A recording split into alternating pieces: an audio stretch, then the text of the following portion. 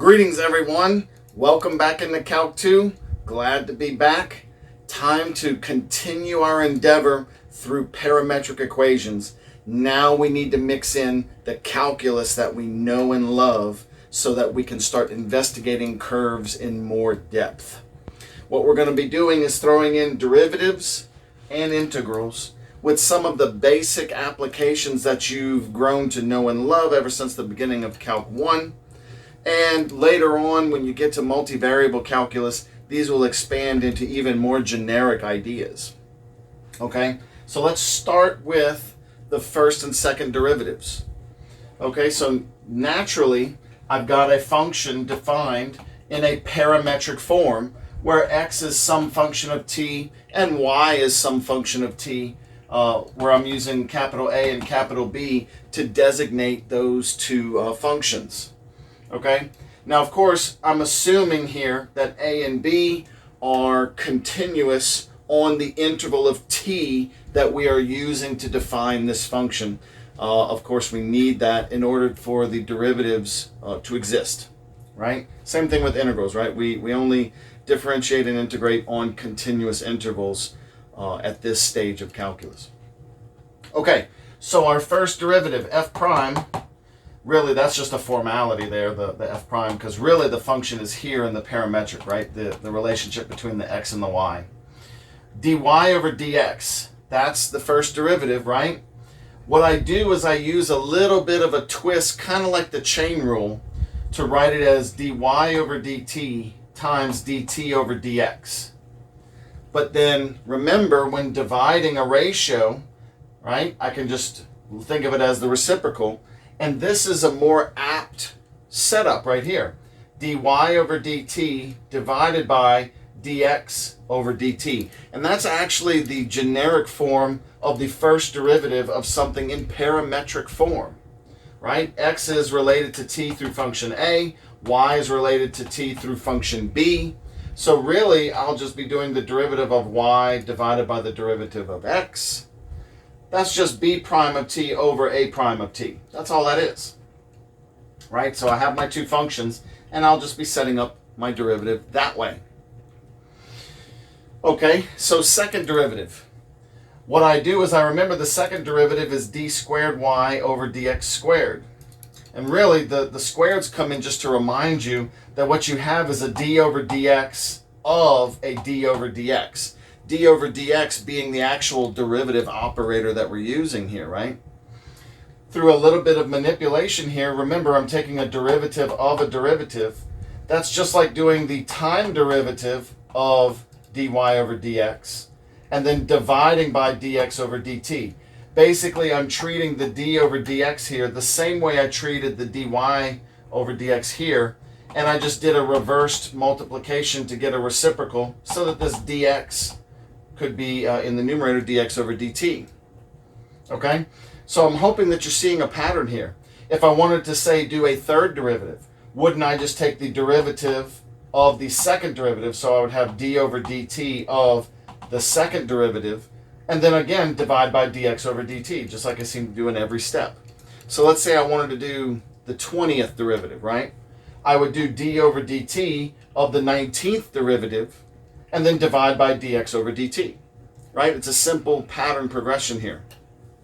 Now, of course, if you dive a little deeper into the second derivative, taking this derivative of the first derivative causes me to look at the derivative of this guy here, which I could treat like a quotient rule. So that's what I have here, the low d high minus high d low over square of what's below. Now wait, that's not squared, right? That's cubed. Don't forget, that's because I divided another dx dt. dx dt is just another a prime, so I end up with a prime cubed here in the denominator. This is just another way of looking at it. This is the actual definition and formula for your second derivative in a parametric form, but this is sort of like another way of looking at it. I wouldn't call it a shortcut, but it's another way of formatting it just using the functions that you see up there. Okay? Now, of course, one major application of derivatives was tangent lines, right? First derivative being a measure of the rate of change of something, okay? Be sure that you're not getting these things mixed up. B prime and A prime are derivatives, but they're not the derivative of this curve itself by themselves. If you do B prime divided by A prime, that's when you actually get the ratio that represents the slope of the rate of change of the curve itself. Okay? If you look at just B prime and just A prime, all right, or just B prime, let's say, that would only be how y is changing as t progresses. And t could be time, it could be some other parameter that you're using to measure out something in the background, whatever, right?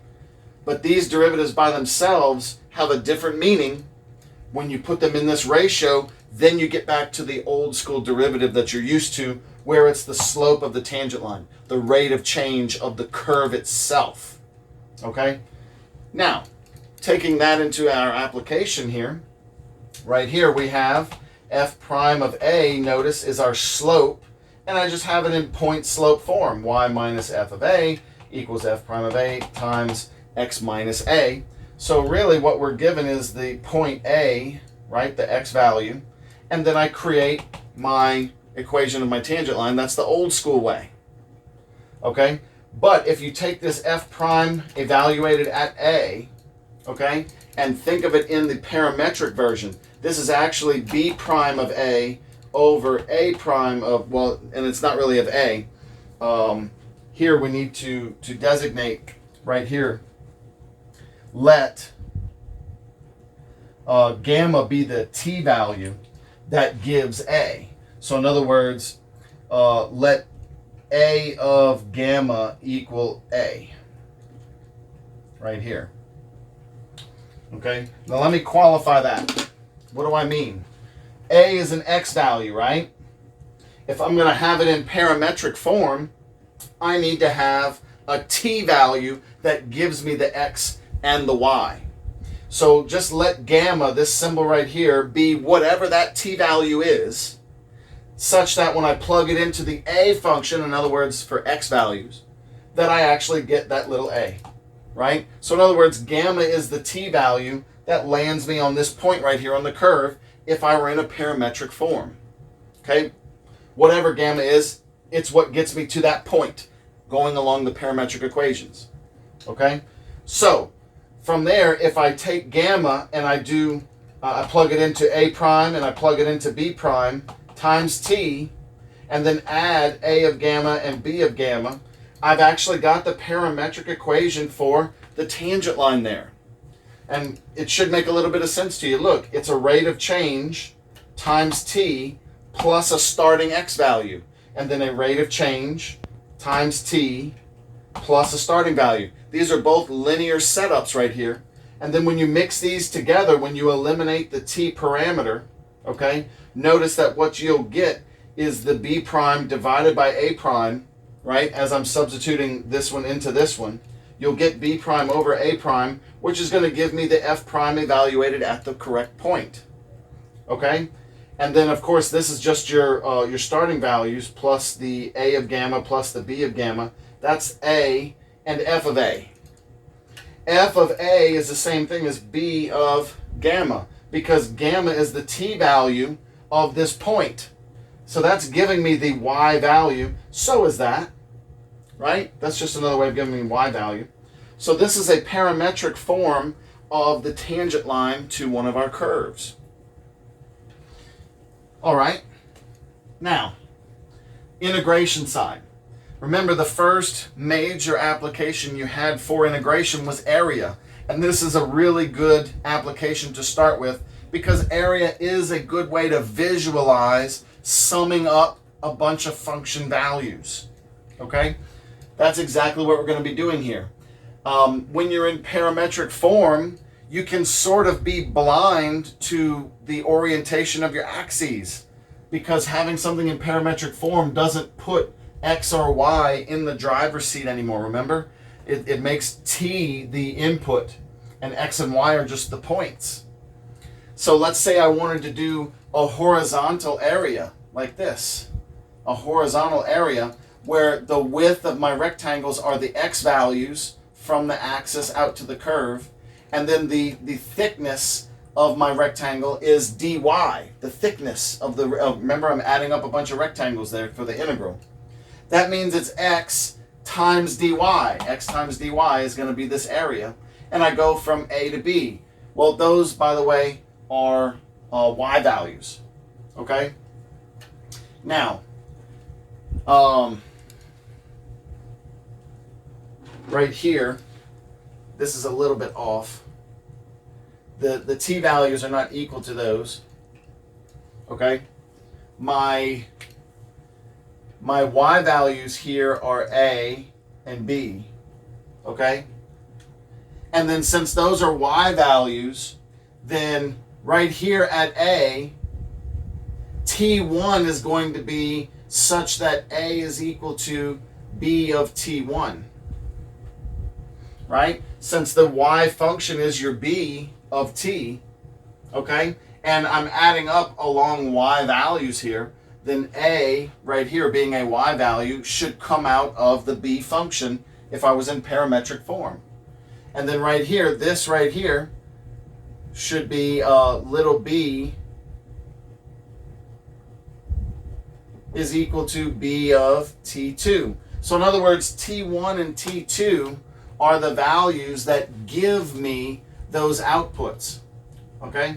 So I just want to be more specific right here. That's why I'm erasing and writing. So in other words, these two t values associate me with the beginning y value and the ending y value, which is why when I switch to parametric form, I have from T1 to T2 on my integral. X is equal to A of T, and dy, right? dy over dt is equal to B prime of T. So all I'm doing, okay, dy over dt is B prime and then times dt. So that's my dy, you see. Okay? So B prime of T times dt, that's dy. So I have x times dy. So all I need to do this integral is find the derivative of the y, multiply it by the x function, and then integrate whatever t outcome that happens to be, right? Just find an integral of whatever that is, and it will give me the area that I call for when I plug in the correct values. Okay? Make sure you realize these t values are inputs of these functions. So you may have to do a little bit of solving if you're given the original a and b. You may have to do a little reverse solving of, oh, what value makes y a, what value makes y b, so on and so on. Vice versa, the original area that you're used to doing, the vertical area here, if you have a certain a value on the x-axis and a b value on the x-axis, then right here, the a value is going to be equal to whatever a of t1 is, and the b value is going to be a of t2. So in other words, you're finding two t values, one that starts you at this point and one that ends you at this point. Okay? And it's the same setup as before. Since it's a y height times a dx width, actually these are the integrals that you started off doing in your Calc 1 class. We just didn't write it y times dx. We wrote f of x times dx, right? But f of x represented your y value. So that's what this is, f of x times dx. Y times dx. Y is the height of your rectangle. It's just sort of easier to visually keep track of that as we go with this here. Okay? So look, I'm going to have just the old school rectangles this way, right? The height is y, the width is dx. So y times dx is the rectangles, and I'm integrating all of them from x equals a to x equals b. When I switch into parametric world, t1 is going to be whatever it takes to make the x function give me little a. And t2 is going to be whatever it takes the x function to give me little b. Okay? So then I'll be getting this beginning point and this ending point by using that particular t1 and that particular t2. And then again, this is y, b of t, times dx, which is a prime of t dt. That's going to be dx. There are other applications that we need to talk about in this section that you've done before. These are not going to be new concepts. These are just different approaches so that you can do any of them from parametric form. There's arc length, there's volumes by revolution, and there's surface area by revolution. You need to be able to set up all of these. And don't overthink it. Using the y's and the x's and the dy's and the dx's is a perfect way to set up all of these. Okay? Here's a formula for arc length for you. This is the old school one right here, right? And then the same idea here, where I'm using T1 to be whatever T value gives me an output of A for my X. And T2 is whatever it takes to get an output of little b for my X. It's X in this case, right? You don't have to do X, you could also do Y. But in this case, it was dx, you see? So these are X values. Now, notice instead of dy over dx squared, it's dx dt squared plus dy dt squared. And if you remember, the arc length formula here is just something that comes from your Pythagorean theorem. Basically, you're setting up 2 points and you're doing the distance between them, right? That's the distance formula using Pythagorean theorem. And all you were doing was dividing by dx so that you could get your dx outside. But if you didn't divide by dx and you just had dx squared plus dy squared, if I divided by dt like this, I get my dt out here. So really, this is exactly the same formula as this one, okay? It's still just our Pythagorean theorem on infinitesimal little pieces. And then the integral gives you that limit of making them infinitesimally small and then adding up all of the little pieces from a beginning to an ending. So you still get an arc length. And then eventually, in the next couple of scenes, you'll see when I set up the volumes by revolution and the surface area by revolution, the volumes by revolution are just going to use these kind of area integrals and then multiply them by the 2 pi and the radii and whatever you draw it out to be. Same thing, the surface area is going to use the arc length, right? It'll rotate it around, multiply by 2 pi to make it circular, and so on and so on. Okay? So a lot of these things, if you just keep, a cool head, draw it out, label where your x's are, your y's are, whether you're using a thickness of dx or a thickness of dy, you'll know how you're setting up your integral, and then you can transfer it into the parametric form by just realizing what x is, right, and then what y is, or what dy is, and what dx is, and so on and so on. Okay? So let's go get an example starting with derivatives. For the first example, I'm going to bring back an old favorite from the last video that we just saw on parametric equations. Hopefully you recognize it. It was the cubic curl that we were talking about that has the direction of going around and then intersecting itself and then continuing to increase upwards there. X equals t squared minus 1, y equals t cubed minus 2t. Okay, and then several different things that we want to use the derivative for here, right? So first, calculate dy over dx for different values of t. Well, to do that, I need to have a formula for dy over dx, right? Okay, so here, dy over dx is going to be dy dt divided by dx dt. So I come over here, and I'm noticing right here that the derivative of y with respect to t is going to be 3t squared minus 2.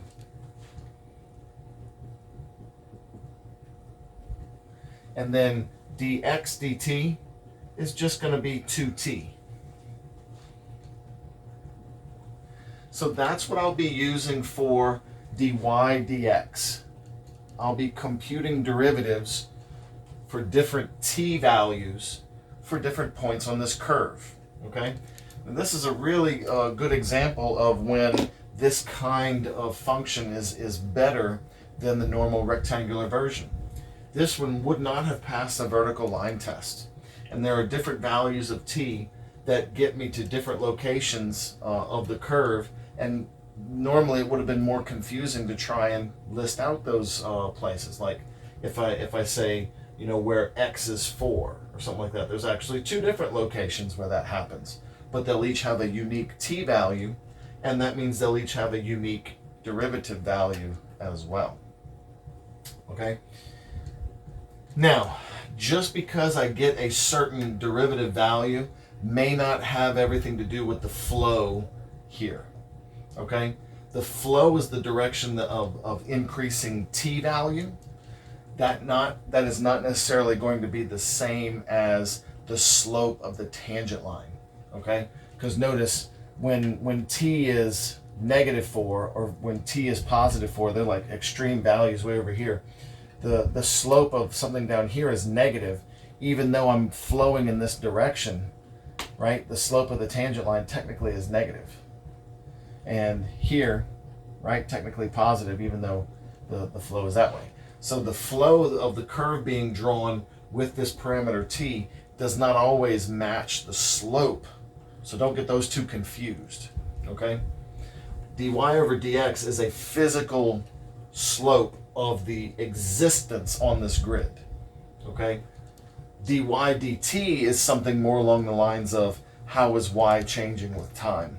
But we're doing a ratio here of these two so that I can get the slope, the physical slope on the grid, okay?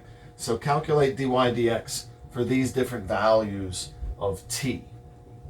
Okay, so let's start with t equals to 2, right? So dy dx when t equals 2. So I've got 3t squared minus 2 over 2t. So 3 times 4 minus 2 over 2 times 2, right? So I've got 12 minus 2 is 10 over 4, or 5 over 2. Okay? Next, dy dx when t is equal to -2. So again, when I square, I'm still going to get 4 here. But in the denominator, it's going to be -2, right? So in this case, I'm going to get 10 over -4 or -5 over 2 for the slope. T equals to 2, t equals to -2. Those are going to be different locations here and here. Okay? They're going to be somewhere around here and somewhere around here. Notice one of them is a negative slope. Down here is a negative slope, whereas up here, a positive slope. Don't forget, it's actually going around this way. Next, plus and minus square root of 2. If you remember, or if you look back at the previous video, I'm hoping that what you'll notice is that the plus and minus square root of 2 is actually an important point here. Those are the two t values for when this curve self-intersects. This curve is going to intersect itself at the point right here when y is 0, right, and x is 1. Okay, so it's the point 1 comma 0, and it hits it at two different times. When t is negative square root of 2 on the way up, and then when t is positive square root of 2 on the way out, like this. Okay, so right here, picking these two different t values, I'm actually getting the derivative, the slope of the tangent line, at the same point. But it's two different occurrences on the curve. The curve itself right here is going in two different directions. In the beginning, when it's flowing this way, it's going like this. And then when it loops around, it's going to go like this. So you get two different tangent lines there. Okay, and the normal grid with just x and y, you would not have been able to locate that. But with the parameterization, it's very easy to distinguish between them. So when t is negative square root of 2, right here, I've got 3 times the square root of 2 squared. So that's 3 times 2 minus 2 over 2 times negative square root of 2. So here I've got 6 minus 2 is 4 over negative 2 square root of 2. So that's negative 2 over square root of 2. Multiply top and bottom by square root of 2 and reduce. I'm getting negative square root of 2. Okay? And then when I use the point when t is square root of 2, dy over dx, when t is square root of 2, is going to be, again, 3 times 2 because the square root of 2 squared, and then 2 times the square root of 2 here. So notice all of the actual simplification is the same, right? I'm going to have 6 minus 2 is 4, divided by 2 is 2 over square root of 2. It just doesn't have the negative. So I actually get square root of 2 again here. So the key to noticing, what to notice here is that one of them is negative and one of them is positive. I'm actually getting 2 different types of slope there, right? When t is negative square root of 2, that's when it's on its way up originally. And it hits this point right here, and it's going this way. But even though the flow is this way, the actual tangent line, remember, if we graph a line that has this direction on it, that's technically a negative slope. And then it loops around this way and has a line this way, which technically has a slope that is positive. Okay, next, a biggie for a lot of different calculus things that we do, critical numbers, critical points. Find all points of horizontal and vertical tangency. Well, remember, critical points technically are defined as points where the derivative is either 0 or undefined. And there are certain different kinds of undefined. There's undefineds that happen because of asymptotes. There's undefineds that happen because the function simply just isn't allowed to exist there, square roots of negatives and things like that. And then there's also the very fine definition of a vertical tangent. Before, it was very difficult to handle vertical tangents on the old school version of functions because we weren't doing very much vertical function analysis. We were saying that they couldn't pass the vertical line test and things like that. So it was very difficult to do vertical tangents the same way we can do them here. Okay? Here, points of horizontal and vertical tangency are quite easy to pick up, or easier to pick up on, depending on the complexity of your equations. Okay? So horizontal tangent points are going to occur when the derivative dy over dx equals 0. Okay? Well, notice that what that means is dy over dt is going to be equal to 0. Because in my ratio here, for this to equal 0, it just means where the numerator is 0. Okay? So in our case right here, this is just going to be when 3t squared minus 2 is equal to 0 for us. Okay? This is important to remember. If you're doing a horizontal tangent point, you can literally just look at the y derivative with respect to t is equal to 0, because that's going to cause dy dx to be 0. So then I just got this equation to solve. Okay? So our horizontal tangent t's come when t is equal to plus or minus the square root of 2/3. Right? Because I'll add the 2, divide the 3, square root. So I've got my t values for these points. Okay? Now I want you to look really hard at these. They're very, very small positive and negative numbers. Okay? And I know what you were thinking. The way this is drawn, horizontal tangent points, points where the tangent line is horizontal, right? Horizontal. Should have been at the point right here and the point down here, right? The very peak here and very low point right here. Except that's not happening right when it crosses the axis. And I know that's slightly confusing there when you're not looking right at it. Okay? We'll look at the GeoGebra in just a second and you'll see the curve goes through the axis at a nice pretty point, and then continues going up just a little bit more and then rounds out, or at the bottom down a little bit more and then rounds out. Either way, okay? These horizontal tangency points are just a little bit off of the axis, right here and right here. And that's these two t values, plus and minus the square root of 2/3, okay? So then, if you actually want to figure out the points for those, right, we plug them back in to the equation right here. So what happens to x when it hits this thing, right? Well, it's just this thing squared, which is 2/3 minus 1. Okay? That's going to give me negative 1/3. Again, notice that's exactly what I was talking about right here. It's just a little bit to the left of the axis, and notice x equals negative 1/3 is the vertical line where those two would intersect. And then, of course, to get the y value, would plug those in also. So y would be plus n minus square root of 2/3 cubed minus 2 times plus or minus square root of 2/3.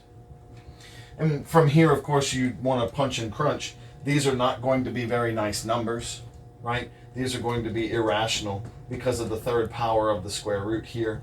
And then, of course, the plus and minus is actually going to get affected here also, right? It'll be multiplied by the negative, and you'll get two different values here.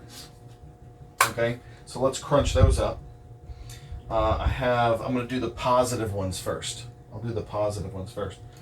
That's going to be parentheses square root of 2/3, and then cubed, and then minus 2 times the square root of 2/3. So I'm getting negative 1.088 for the positive version, right? For the positive one. Y is approximately negative 1.0887. Or y is approximately, and you could probably guess it, this is an odd function, right? 3 power, 1 power. If I go up here and just change a couple of signs,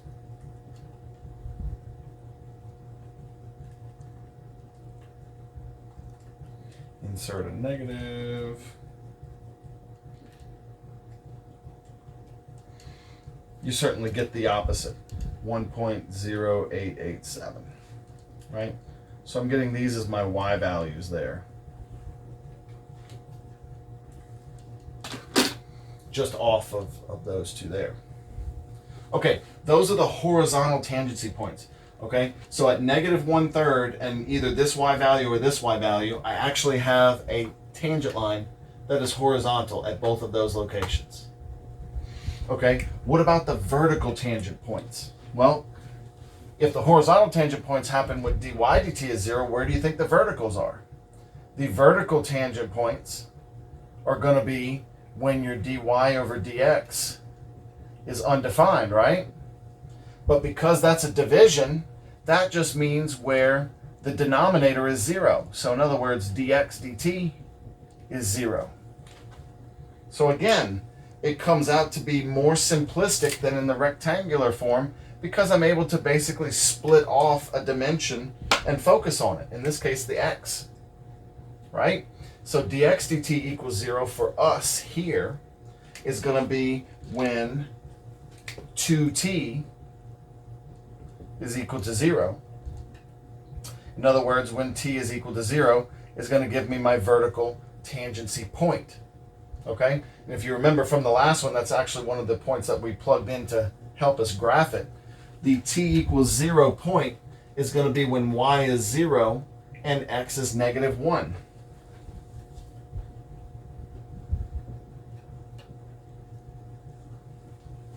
Which is this point right here. Right here. So you can see the vertical tangent right there. It actually gets 100% vertical for a single point. and then continues in the other direction. In the old school function, our function would have stopped on the axis there and not been able to go graph the underneath portion. So you would have known that there's a vertical tangent there, but then your derivative would have ceased to exist at that point when x is -1. In this case, we're actually getting a more symmetric view top and bottom, and we can get the t-values for all of these different things like this. Okay? So don't forget, when you're looking for critical points here, the horizontal and vertical tangent points are our critical numbers. Okay? You're either going to let the dy dt equals 0 or dx dt equals 0, depending on which ones you're looking for. All right, next, create the equations of tangent lines for the point when t equals 2 and the points when y equals 1. Okay, so just giving you some examples here of the different variety of what can happen to you. Sometimes you'll know exactly which t location you want to have a tangent line for, and other times you may look at a curve and be like, I need to know the tangent line at that point on the curve. Okay, so that's what's going on here. Maybe I know a particular t time that I want to have the tangent line, like t equals 2. Well, that one's going to be pretty easy for us at this point, pun intended, because I already know the derivative at t equals 2 is 5/2, right? So when t equals 2, dy dx is 5/2, right? Okay. Also, when t equals 2, I can calculate the point on the curve, right? When t is 2, I have 4 minus 1 is 3, and I have 8 minus 4, which is 4. So 3 comma 4 is going to be somewhere way up here that we're getting this tangent line for. So then my tangent line I could create by doing y minus 4 is equal to 5/2 times x minus 3, right? And that's the point slope form that you could use. Or I could, distribute everything, combine everything, whatever way makes you feel more comfortable. Or we could also do the parametric form, right? The parametric form of this guy right here, or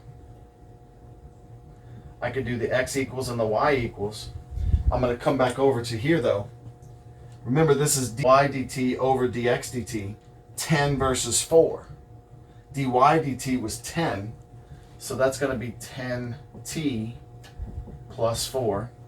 And the dx dt was 4, so that's 4t plus 3. I'm using the 3 and the 4 from the point. And remember, we can get our actual slope by doing this derivative over that derivative, 10 over 4. Okay, but I couldn't use the 5/2, that's not correct. I need to use the original derivative amounts here. That was the original derivative function pieces, right? The dy dt and the dx dt. So this is one version right here, right? Completely usable, completely fine version of the tangent line. And then of course there's also the parametric form, right? Either one of those is completely acceptable as far as giving a tangent line. Now, what about the other way? What if you're given a point or a location or some kind of value on the curve itself? Okay, so when y equals 1, well, when y equals 1, right, that's right here at this intersection on the axis. So if I draw the line there, notice it actually hits 3 times. It hits here, it hits on the axis, and it hits over here on the other side of the critical point. Okay? So I've actually got 3 different tangent lines that I can create there. Let's start by finding the t values of those locations, right? The t values. So let's separate this off here. When y equals 1. Well, when y equals 1, I can say that this is 1 is equal to t cubed minus 2t. Okay? So then from here, I just need to solve for the t value. I'm going to subtract the 1. And I have t cubed minus 2t minus 1. Okay? So then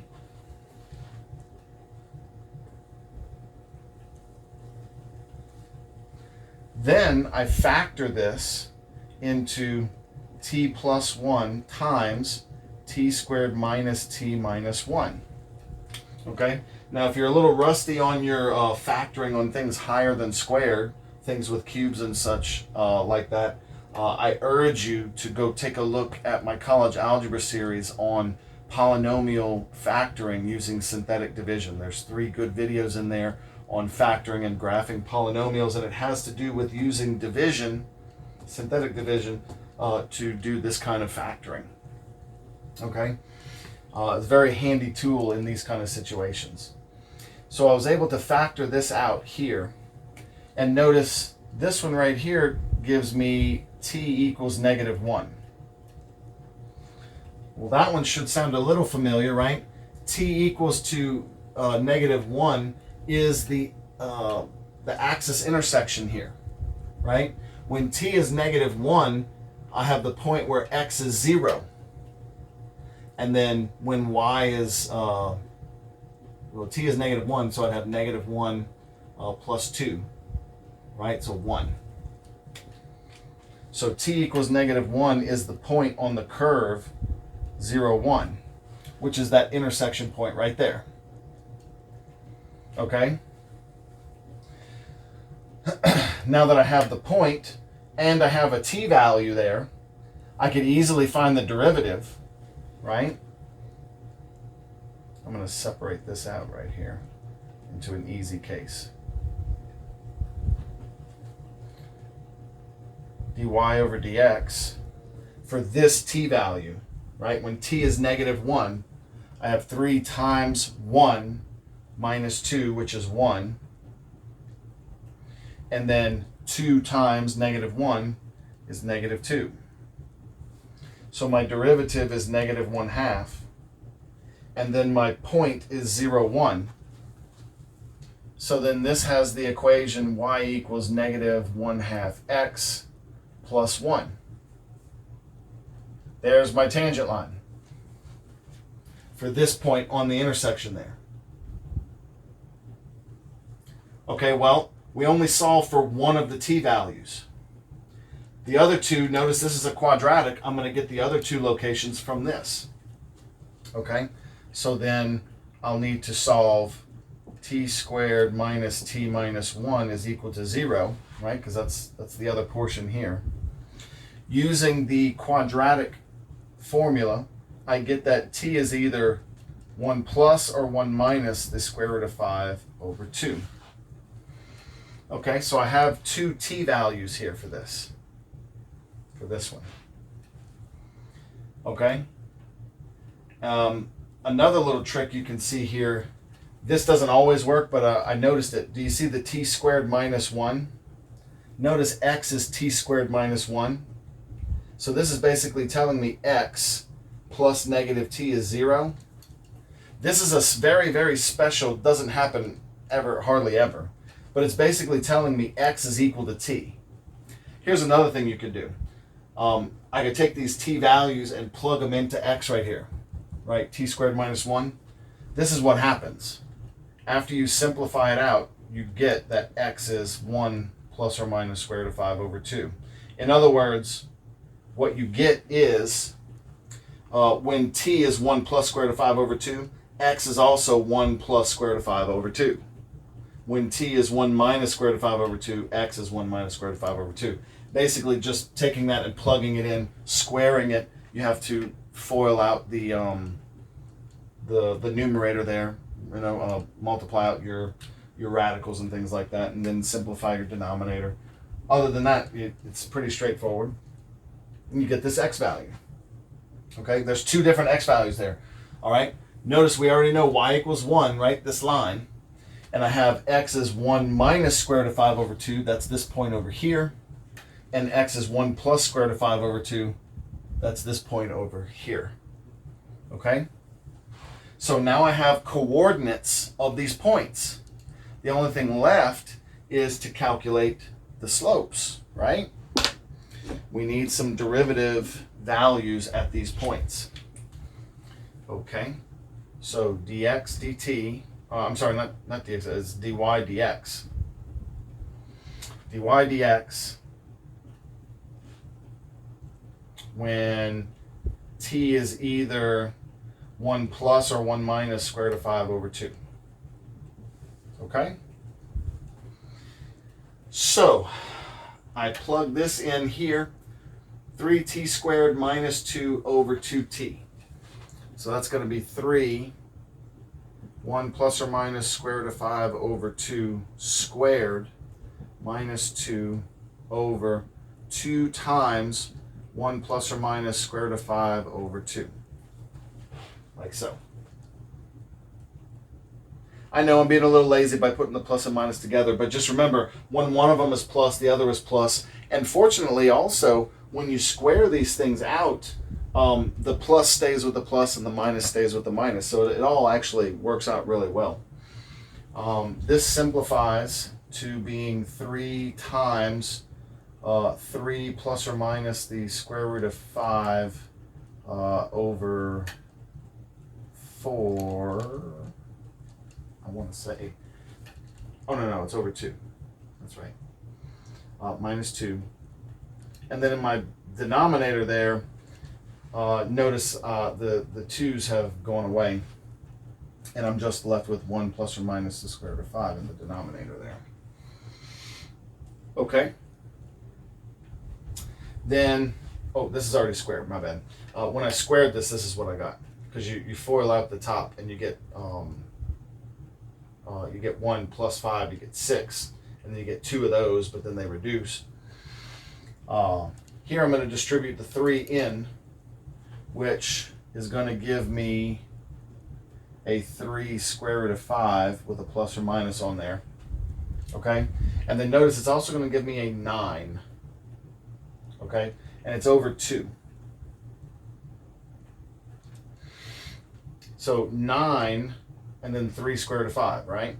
So 9 and then this 2 right here, I'm going to get a common denominator of 4 over 2. So 9 minus 4 gives me 5 plus or minus 3 square root of 5. And then the 2 here is this 2 here. And then this is still in the denominator, 1 plus or minus square root of 5. You could simplify it a little bit further than this, but as far as where we need to go with this, and then I'll be able to show you in GeoGebra without having to punch it up and get decimal approximations. That's actually what I'm avoiding here for the moment. I know it seems like a lot of work. Probably most of the time when you're doing these by hand or in the computer, they'll probably ask you to do decimal approximations on a lot of these things and say round it to whatever. I'm keeping it exact for now so that you can see that it all works out. And then also I'm going to show you in GeoGebra in a second how everything is perfect, right, whenever you do these things. So look, now let's do the equation of the tangent lines. Okay, this is my slope.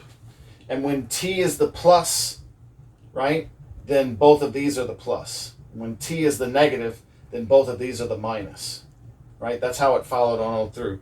And when t is always the same as the x value, okay? So my two tangent lines look like this. I have y minus 1 is equal to 5 plus 3 square root of 5 over 2 plus 2 square root of 5 times x minus 1 plus square root of 5 over 2. So that's what I did. I took my slope with all the positives, and then my x value had the positive. Okay? That's the tangent line when x is 1 plus the square root of 5 over 2, when t is 1 plus the square root of 5 over 2. That's the tangent line here. That's this tangent line right here. Okay? The other one is going to be y minus 1 is equal to 5 minus 3 square root of 5 over 2 minus 2 square root of 5. And by the way, I'm just getting that by distributing the 2 here in the bottom. That's all I'm doing. and then x minus 1 minus the square root of 5 over 2, like this. Got to be careful with your minuses here when you're punching these in. Of course, you wouldn't have the problem of those when you're doing decimals, right? Because you'll just be crunching things up in the calculator when you have those decimals. Okay, so this is a lot of the basic idea that you'll be doing with that first derivative, right? The same old Calc 1 stuff. Finding derivative values, finding where you have critical numbers, maybe those are maxes and mins, and just different other important points where the tangent lines are vertical and horizontal. Of course, the tangent lines on these would be easy to find because they're vertical or horizontal. You would just say x equals or y equals, right? And then if you have a certain location, being able to give the equation of the tangent line at that location, it goes along with a lot of the things that we use derivatives for, using tangent lines to approximate things, using tangent lines to talk about the directions of curves and things like that. Okay? So let's take a quick look at this function that we were just discussing on the board. Let's start with the flow, right? If I hit play on this right here, you'll see the point in question is going through the t values. I started back in the -4s, and this is the tangent line of the point. It's not quite on the screen yet. You can see it's getting closer though as the point approaches. And here it comes. There we go. And you can see the flow of the curve this way. This is the way that the increase of t brings us. Go back a little bit. Notice we just crossed this point right here, right at the square root of 2. Right? 1.414-ish. And then we hit the axis right when t is -1. We get a horizontal, though, a little bit past that, as you can see, which is one of our critical values, as we'll look at in a minute. We're going to get that vertical tangent right as it's hitting the x-axis right here. Right? You can see that it's going to be completely vertical tangent there. We're going to get the next horizontal tangent just a little bit before the axis there. I went a little too far.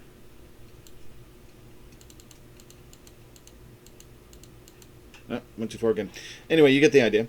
At about the 0.8-ish region, the square root of 2/3 there. Okay.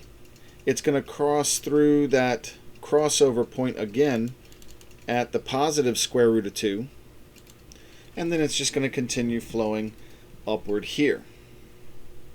Okay, so then some of the points that we were interested in, as we were stating before, were the horizontal and vertical tangency points, right? So the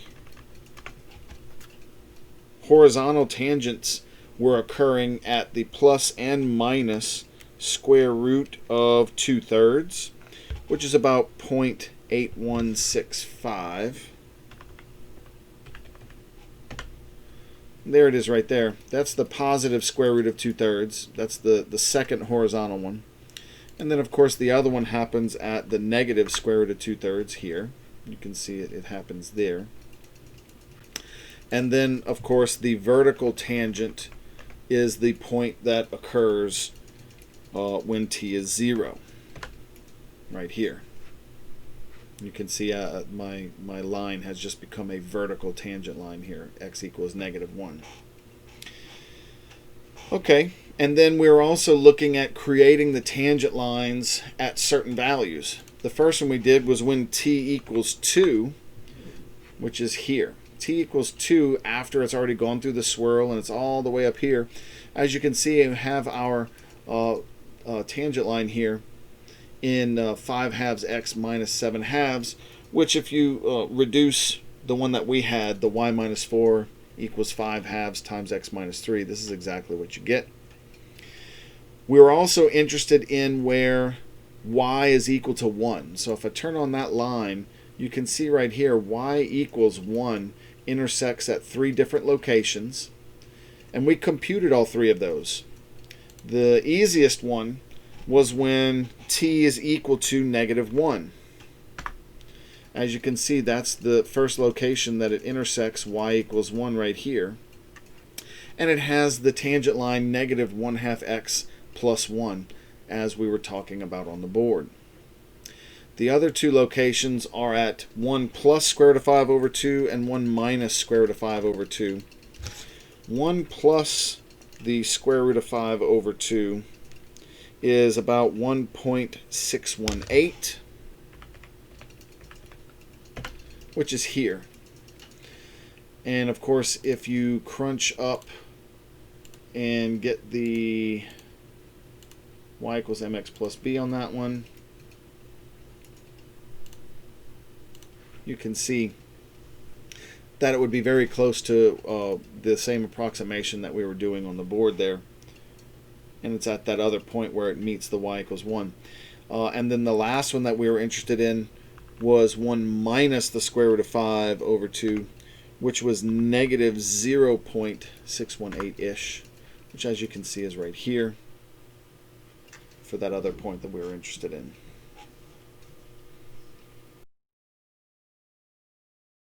Let's get a few examples with second derivative. I have here x equals 2 secant theta plus 3 and y equals 5 tangent theta minus 2, and I'm limiting it to theta being between the 0 to 2 pi interval. Now, if you remember from the last video, anything with the secant in one and the tangent in the other is a hyperbola.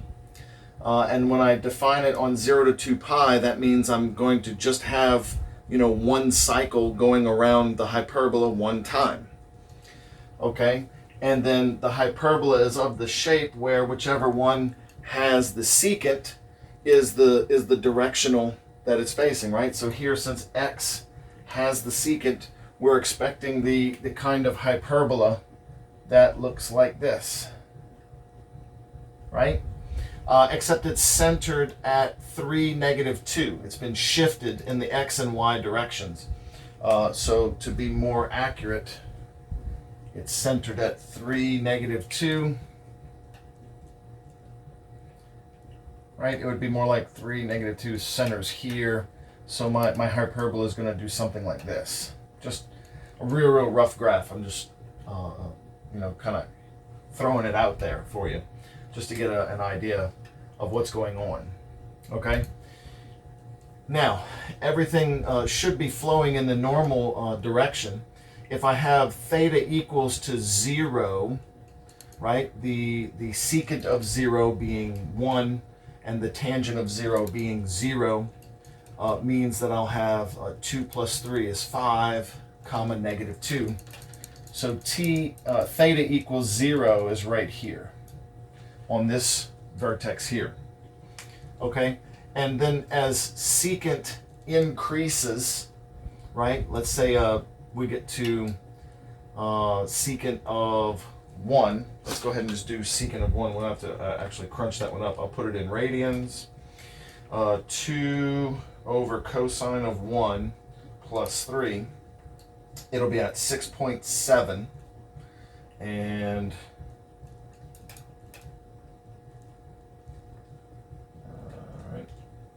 5.8. 6.7, 5.8 is over here, right? So you can see just by plugging in, I can get the flow going in this direction, which means eventually it's going to skip out and go around and come up here and go this way, right? Until it gets here. It's going to flip around and it's going to go this way again, right?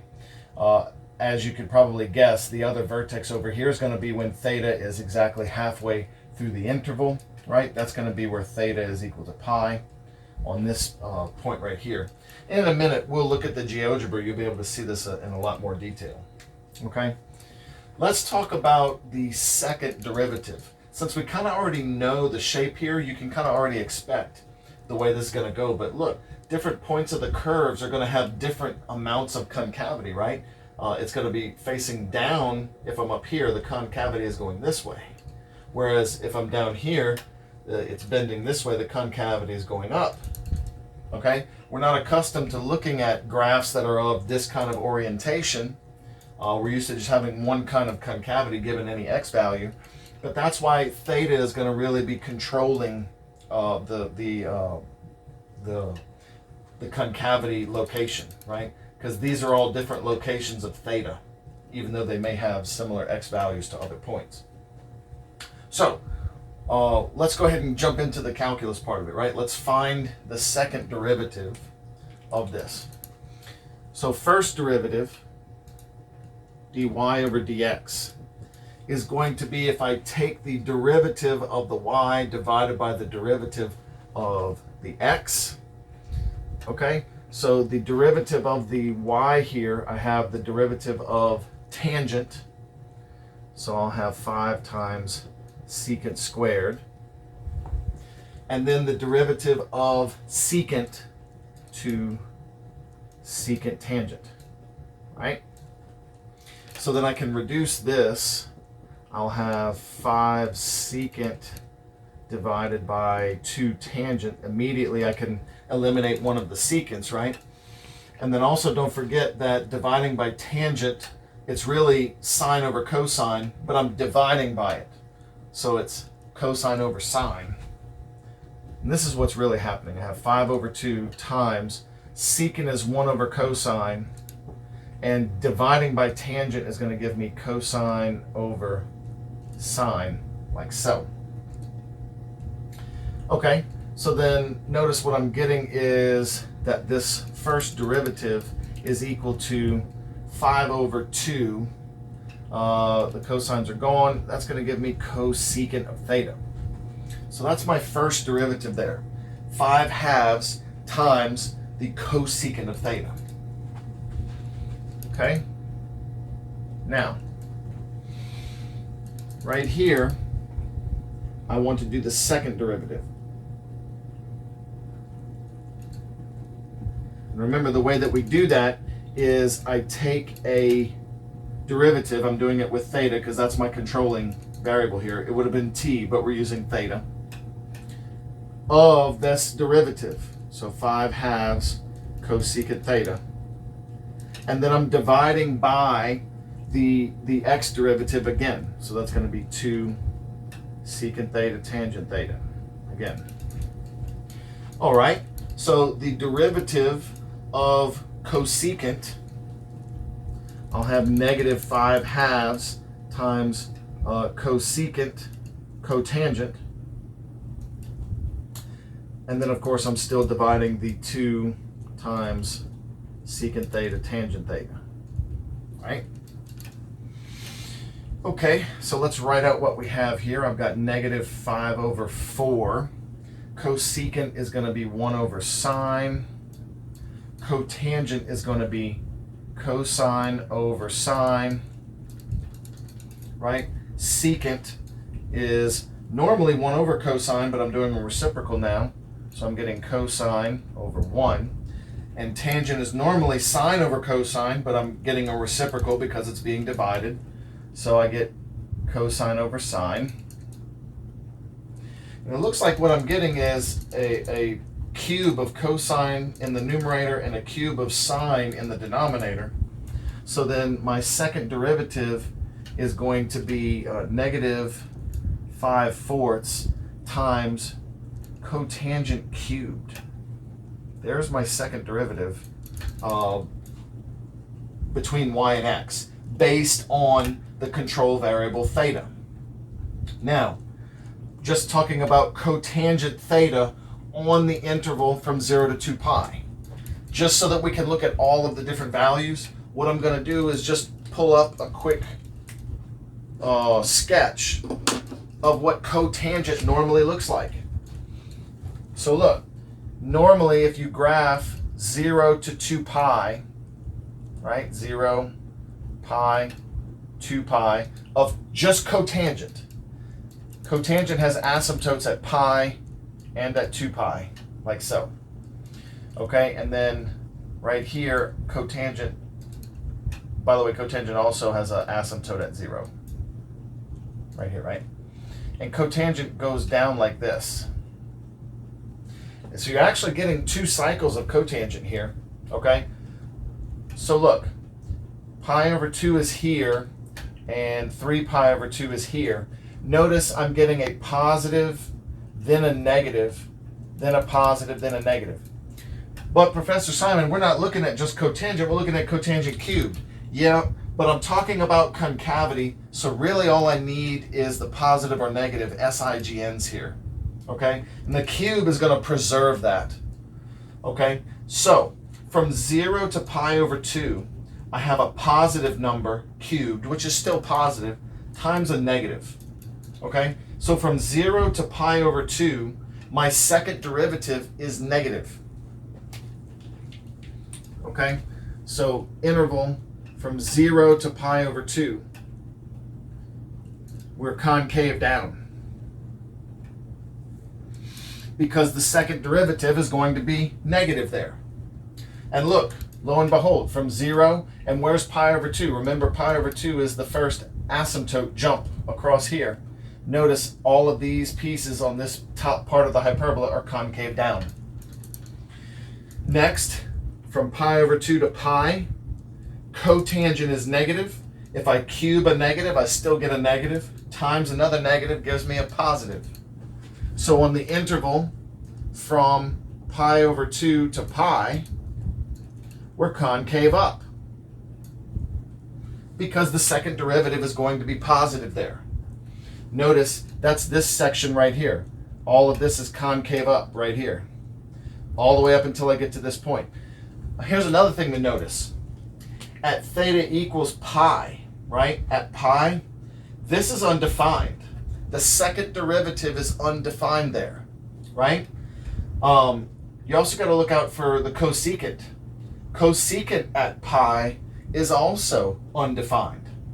Notice what's happening is I'm getting a vertical tangent there at that point, right? Since there's a vertical tangent there, both the first and second derivatives are undefined there, okay? Technically, what does that mean? It means that I've got inflection points as well as vertical tangent critical points, right? I can see that my critical points, my critical numbers,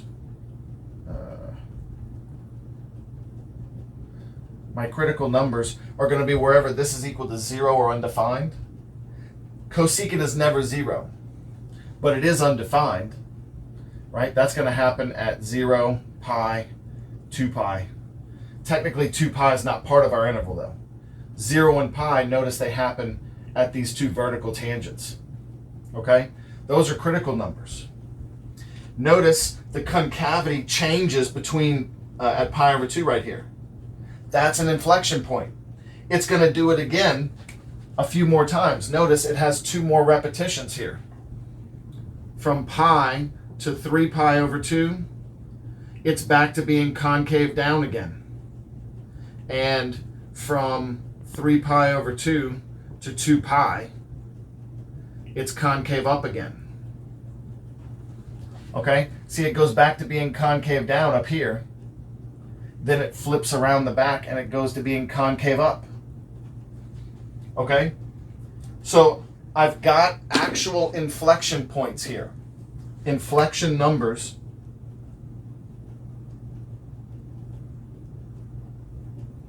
Are going to be wherever the second derivative is either 0 or undefined. Now you have to be a little careful with the undefined. It's very easy for the second derivative to be undefined for other reasons. However, in this case, we can see right away that it switches. The second derivative changes at each of these locations. At 0, if it had anything before that, right? At pi over 2, at pi, and at 3 pi over 2, those are all inflection points. They're all inflection values. Theta equals pi over 2, pi, and 3 pi over 2. Okay? Now, of course, we could have found those just by solving this equal to 0 or equal to undefined, whatever, if that's what you like. I just used the fact that it was a simple trig function to an odd power, and the fact that we already know a lot about cotangent to easily find these places. Okay? You could also set it equal to 0 or set it the denominator equal to 0 and use those to solve for these as well. Okay, and of course once I have these inflection numbers, I can plug them back in and actually find the locations. But we already know where they are, right? These are inflection points right here, the vertices, and then any of the asymptote jumps that it has. Those are going to be the inflection changes as well for this hyperbola. Okay, next. What concavity direction does the point have whose tangent slope is -1? So in other words, there's some point on this curve that has a tangent slope of -1, and I want to know which concavity direction that particular point is facing. So it looks like I'm going to have to take some first derivative information and feed it to the second derivative. So let's begin by finding our derivatives, right? Let's do that first. So dy over dx here, I'm going to have the y derivative, which is -24e to the -3t, divided by the x derivative, which is going to be 14e to the -2t.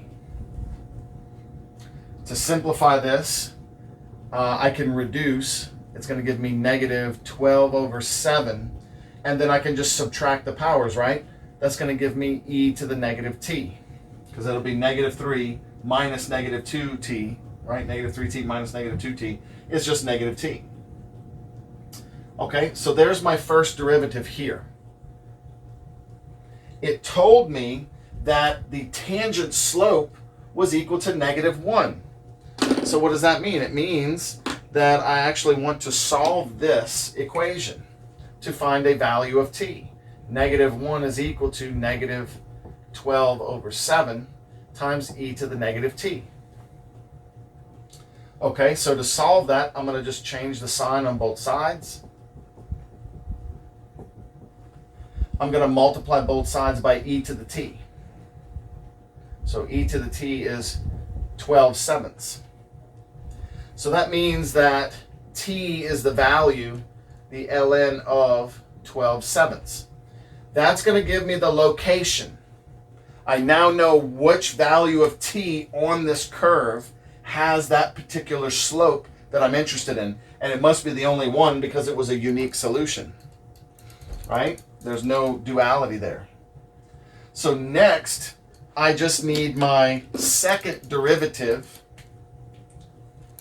So therefore, d squared y over dx squared.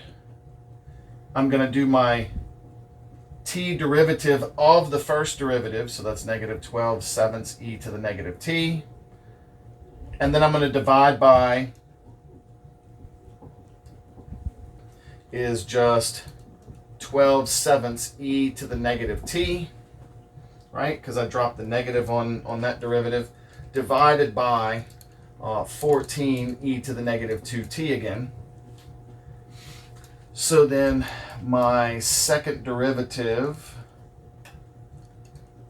is going to be equal to, I've got 12/7 times 1/14,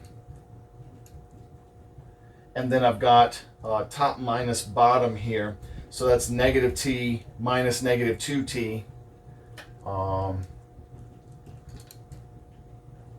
Okay, I'm going to have 1/40, no, I'm sorry, not 1, 6/49 times e to the t, right? Because that'll be 2t minus t. All right, so we were interested in this particular value of t though, right? We wanted to know which way it was facing. So the second derivative evaluated when t is ln of 12/7. Look at this, e to the t, I can just plug this in directly. That's going to be 6/49 times 12/7. So then we have what? 72 over 350 minus 7 is 343. And again, we don't really care about the number so much. I care that this is a positive. Therefore, concave up.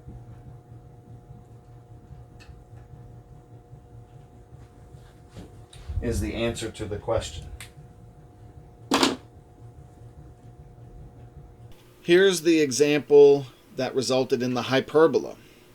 We have 2 secant t plus 3 and 5 tangent t minus 2.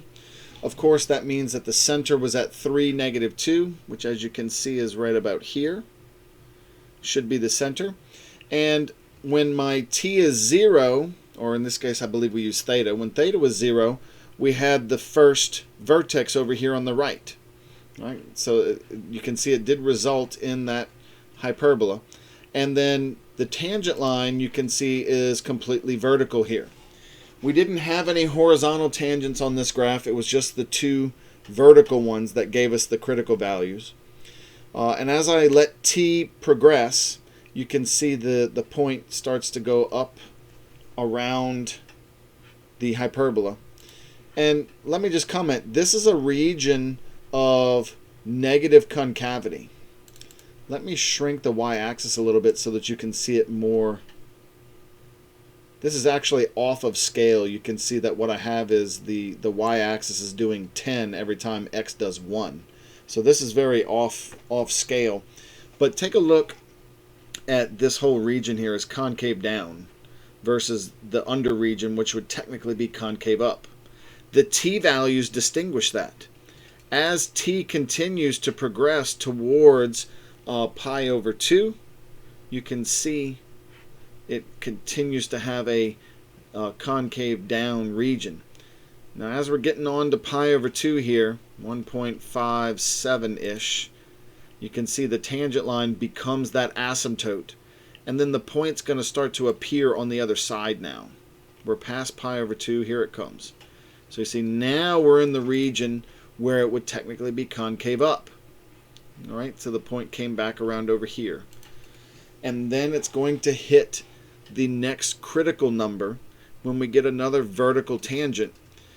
And in this case, that's also going to be a inflection number because the concavity is going to change. Right about here where we get a vertical tangent. At pi, you can see it would be 3.14. It's already a little bit past it. Was a vertical tangent. And now we're into a region where it's concave down again. And of course, as it progresses on to 2 pi, to 3 pi over 2,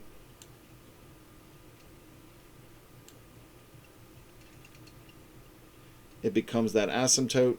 And then if you get to 2 pi, we're back to the original spot again. Okay, so let me turn off that. Let me get the scale back the way it's supposed to be. And then let's take a look at the other example. So here's our function. We actually didn't have any limitations on the t value, so I'll just let my 2 endpoints go way off to large numbers there. Okay, so as you can see, we're getting this curve here, which is concave up constantly. Let me skew the y-axis again so that you can tell. Right, you can see the curvature bending upwards here. This is concave up for the entirety of its own existence. It never stops increasing in this fashion here. Right? And then the t value where the slope is -1. Let's turn on the point and the tangent line here. We said that that particular t value was the ln of 12/7,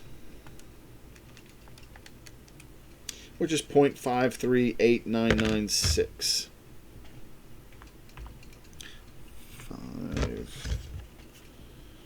53899 0.6501, which is here. Okay. Let's take a look at the line here. So as you can see, it does actually have the slope of -1, which is what the point was in question right here. And of course it is concave up at that point.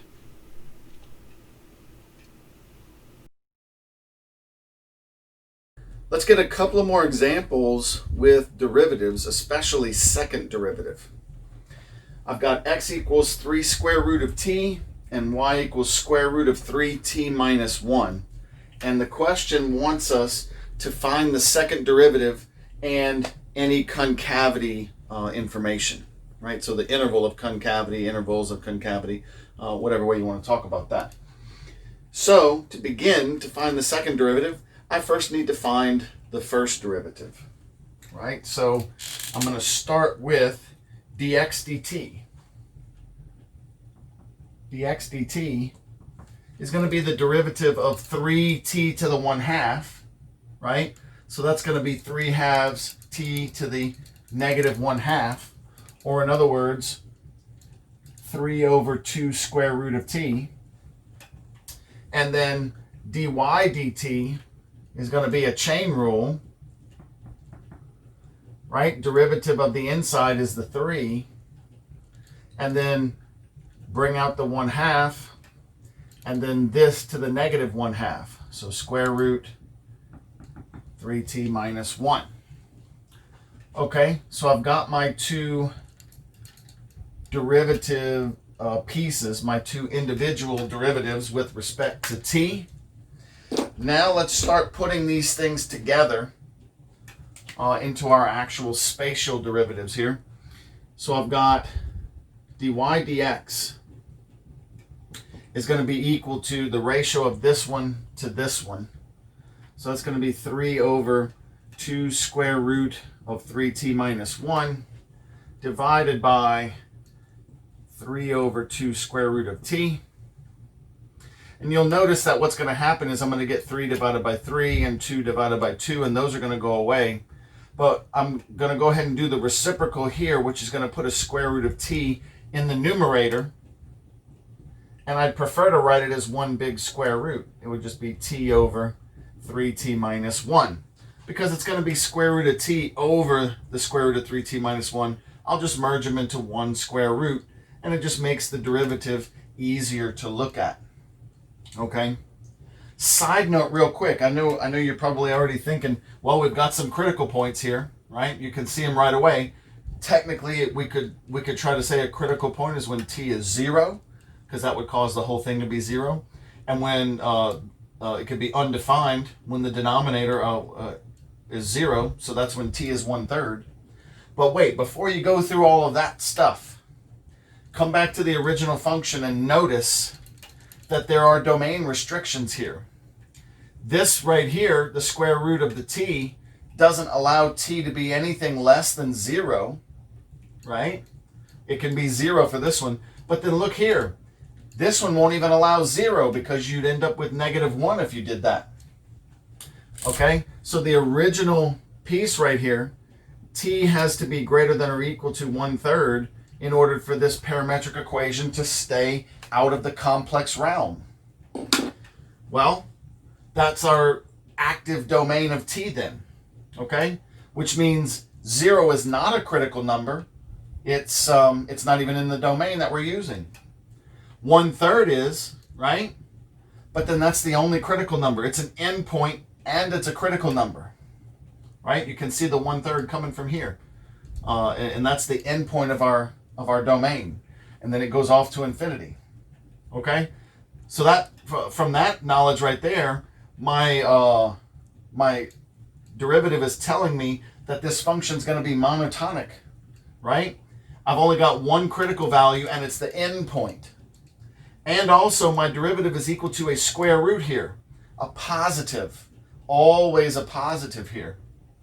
Okay, so just by looking at this real quick, I can already tell that I've got an endpoint and that the function is going to always be increasing on this domain. So now let's continue with the second derivative. Okay, so d squared y dx squared, the second derivative, I'm going to take the t derivative, d over dt, of this guy right here. I'll convert that into t over 3t minus 1 to the 1/2 and make it easier, because that's going to be a lovely, lovely chain rule. And then I still have to divide by another dx dt. 3 over 2 square root of t, like that. If you want to do t to the 1/2 here, that's fine. We're going to intermix those in a minute. So I've got a awesome looking chain rule to perform here. That's going to be equal to, I'll drop the 1/2, multiply the original base to the negative 1/2 power. Okay, times the derivative of the inside is a quotient rule. So I've got low d high is times 1 minus high t, d low is 3, so that's 3t, right? High is t, d low, derivative is 3, so I have 3t there. And then square of below, so I have 3t minus 1 squared. And then it's going to be times 2 square root of t over 3, right? Okay, so let's see, what can we reduce here? I have a 1/2 times a 2. I have a 3t minus 3t. Those are going to go away, leaving me with just a negative 1. Ooh, look at this. This is a negative exponent, right? So if I flip this, it's really the square root of 3t minus 1 over t times negative 1 over 3t minus 1 squared. And then this is times square root of t over 3, right? But look, I have square root of t down here. If I just rewrite this as 2 separate square roots for a change, notice this square root of t and this square root of t are going to wipe out. Okay, so then what does that leave me with? I have negative square root of 3t minus 1 over 3 times 3t minus 1 squared, like so. There is also the way that you could consolidate these, by the way. I could also say that this is equal to negative 1/3 3t minus 1. Since they're both 3t minus 1, 1/2 minus 2 is a negative 3/2 power, like so. So either one of these is fine, right? This one is fine, or this one is fine. Either one, they're the second derivative with in terms of t, right? The spatial second derivative of x and y on my graph in terms of t, okay? This one's going to be a little bit easier to notice that no matter what value of t you put, the second derivative is going to output a negative. Right here, notice, this is all squared, right? So this is a guaranteed positive number. 3 is positive. The square root here is also going to be positive, except that there's a negative in front. So the whole thing is negative, no matter what value of t you put in, okay? It's going to be negative. Well, of course, except for 1/3, right? But if I put in 1/3, then this is going to be undefined. It's going to be a critical value. Well, that's a critical value. Technically, this would be sort of like an inflection value, although there's nothing on the other side, so it's not actually inflecting anything. Okay, so we can say that it's concave down on the entire domain, 1/3 to infinity.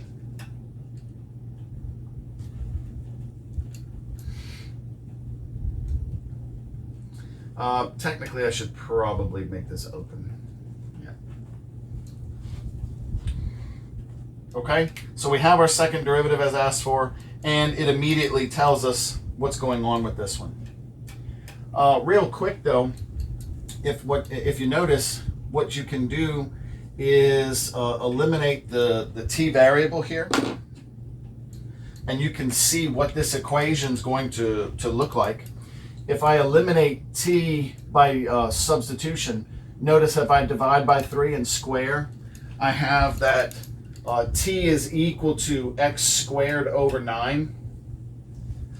And in the other equation, I have y squared over 3. I'm sorry, plus 1 over 3. In the other one, t is going to be y squared plus 1 over 3, like so. Okay, so then what this gives me is x squared over 9 plus, not plus, equals y squared plus 1 over 3, right? Because then I add the 1, divide by the 3. And what's interesting about this is I can do this. I can subtract by separating here. I can make this into y over 3 plus 1 over 3. And what I get is x squared over 9 minus y squared over 3 is equal to 1/3. If I multiply by 3 everywhere, then what I get is x squared over 3 minus y squared equals 1. And that's a hyperbola, remember?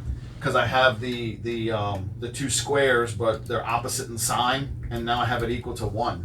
This is a hyperbola, but it's not the entire hyperbola. I've restricted myself to having x be equal to a positive and y be equal to a positive only. Okay, so notice the center is 0, 0, okay, and then x is the positive one. So I'm going to end up with a graph that's just this top corner of a hyperbola. It's going to be like this. Look, like this. Just that top corner of the hyperbola, where the center is here at 0, 0, okay? But then my axis length is the square root of 3, okay? So I've actually got this x value right here is at square root of 3.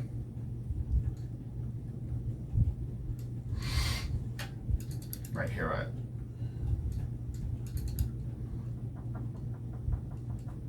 Something like that. I've got the length right here. Okay, it's coming out this way off of the x. Yeah. Okay, and I know it's the top corner right here because both of these are positive. Okay, and when t is 1/3, of course y is 0, right? T can't be 0, so x is never 0. That's why we're not able to go over here. At 1/3 here, you'll notice that what I have is a length of square root of 3. So this point right here represents when t is 1/3. It's this bottom vertex right here. Okay, and that's why this distance right here is the square root of 3 when y is 0 there. And notice it's concave down everywhere, and it's increasing everywhere, just as we said with our two derivatives. Okay, next. Find all critical numbers and inflection numbers for this parametric equation. X equals t squared minus 2t plus 4. Y equals t cubed minus 2t minus 5. Okay, so just like before, right? We start at the beginning, finding the first derivative. Okay, so dy dx is going to be equal to 2t minus 2. Whoops, made a boo-boo. Hope you caught me. That's the denominator because I did dx dt there. 2t minus 2. Yeah. And then the numerator is 3t squared minus 2 right here. All right. So then right away, notice I can't do very much simplification there. There's not a number that I can factor out from everything. That's not really a difference of squares. I could factor the 2 out of the bottom. It's not going to do me a whole lot of good. Okay, so now that I have this, then let's just go ahead and solve for the critical numbers. Okay, so I've got when the top is equal to 0, I'm going to add 2, divide by 3, and square root. T is going to be plus or minus square root of 2/3. Or also, I've got where this is equal to 0, which is going to give me when t is 1. Okay, so here are my critical numbers here. I've got critical numbers on those t values, right? And then from there, if we wanted to, we could even find intervals of increase and decrease. Let's continue with the second derivative. Okay, so the second derivative, I'm going to divide out the derivative of this divided by another dx dt. So d squared y dx squared is equal to, I'm going to take the derivative with respect to t of this guy, 3t squared minus 2 over 2t minus 2. But I'm also going to divide that by dx dt, which is 2t minus 2 again, right? Okay. So let's see.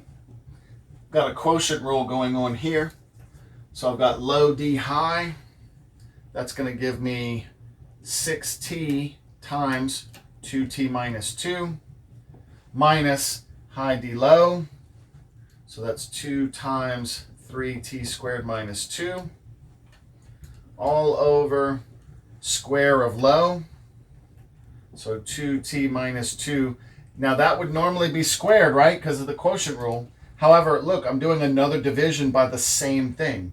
So I'm going to just go ahead and nip that in the bud right now and make this a cube.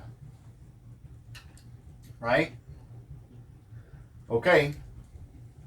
So then next, I can try distributing and combining here. So I've got 12t squared minus 12t. And then I've got minus 6t squared, not 60, 6t squared, and then plus 4. And of course, my denominator, I am not going to multiply this out. You shouldn't. It's actually more useful in factored form. In the numerator, though, I can combine these two, right, into a 6t squared for those two. And then I'm noticing in the numerator that I can at least factor a 2 out. Okay. In the denominator here, I can actually factor a 2 out of this, but there's 3 of them. So look, this is what I mean. I can actually factor the denominator a little bit more. It would be t minus 1 cubed, and it would be 2 cubed. Okay? So look, from the numerator, I'm going to factor a 2 out, right? That'll give me 3t squared minus 6t and plus 2. And in the denominator, the 2 that I factored out will reduce with one of these 3 2's, leaving me with 2 squared, which is 4, times t minus 1 cubed. Now, if I could factor the numerator or anything else anymore, I would, because we still have some solving to do, and we want to make these things as simple as possible. But I can't. So there's my second derivative right here. This is the second derivative in terms of t. Okay? And you can tell right away that I've already got an inflection number, a possible inflection, at t equals 1. Right? That should make sense. The first derivative was not defined at t equals 1. It's going to continue down the ladder. All of the derivatives after that are also going to have a problem with t equals 1, okay? Because right here, the first derivative is going to break the continuity of itself right there, right? Okay, so to find the other inflection numbers, I'll go ahead and label that one right here. T equals 1 is a possible inflection. Remember, I'm not going to know all the inflections until I actually go ahead and make a chart out of this. And I'm going to do the same thing with the critical numbers after we're done with this, so we can actually try to get just an idea of this graph. Because this is not an obvious graph. This isn't something that you can easily put in rectangular form. It's not pretty at all. Okay, so let's do inflection values here. That means I need to be concerned with where 3t squared minus 6t plus 2 is equal to 0, so that I can get the ones where the second derivative is equal to 0. Okay, so I've got this, but it's not factorable. I'm just going to use the quadratic formula. T equals 6 plus or minus square root 6 squared minus 4 times 3 times 2. That's 24. All over 2a. So 6 again. I've got square root of 12 here, which is going to land me with a 2 square root of 3.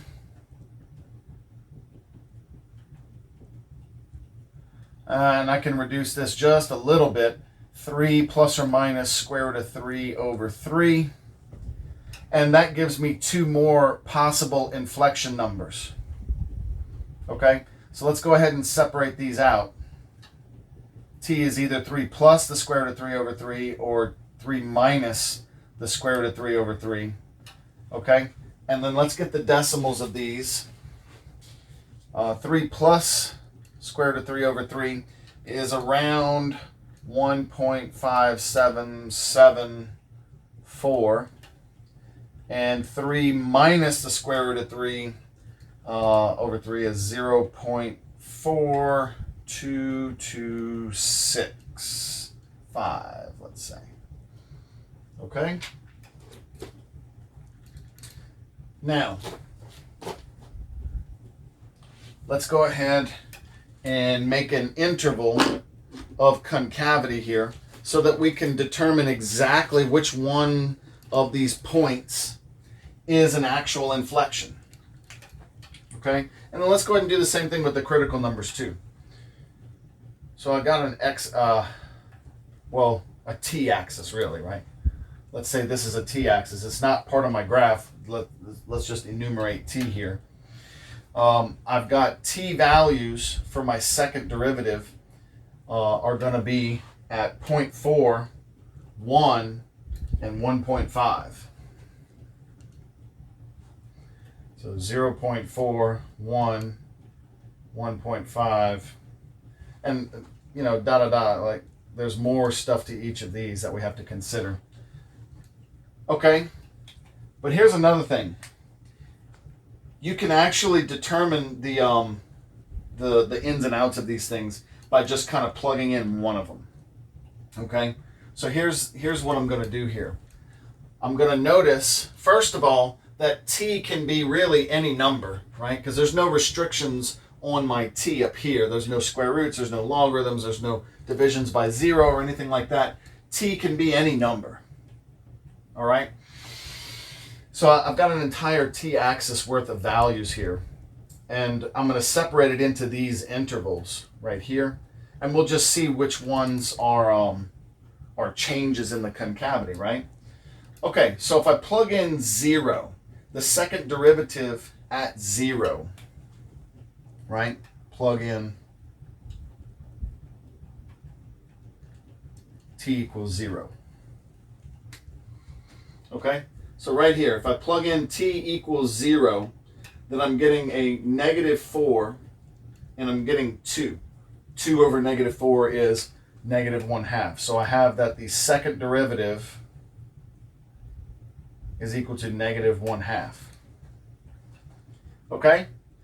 That's telling me that the second derivative is negative, which means it's concave down. And it's going to be for this whole interval right here, where t is negative infinity all the way up to the 3 minus square root of 3 over 3. That whole interval is concave down. Okay? I plugged in more and more values of these, right? In between these two, I plugged in t equals 0.5. Here I plug in t equals 1.5 because technically it's less than the 1.577, right?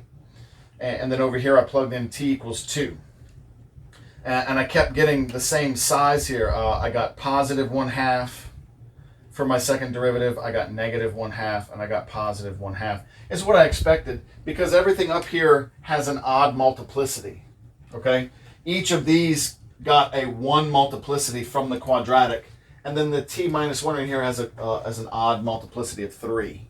So everything being an odd multiplicity means it's going to keep switching between positive and negative. But that's exactly what keeps happening here. I'm going to have concave up on this interval. I'm going to have concave down on this interval and concave up on this interval right here. So actually all three of these values are inflection values, right? This is an inflection value, so is this, and so is this. Okay? You can do something similar for the critical numbers here as well. If you do a small t interval here and you have your 3 critical values, right? The negative square root of 2/3 is,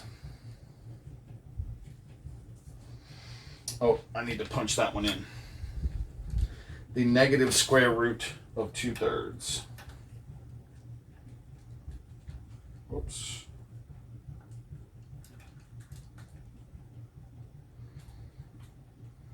Negative 0.8.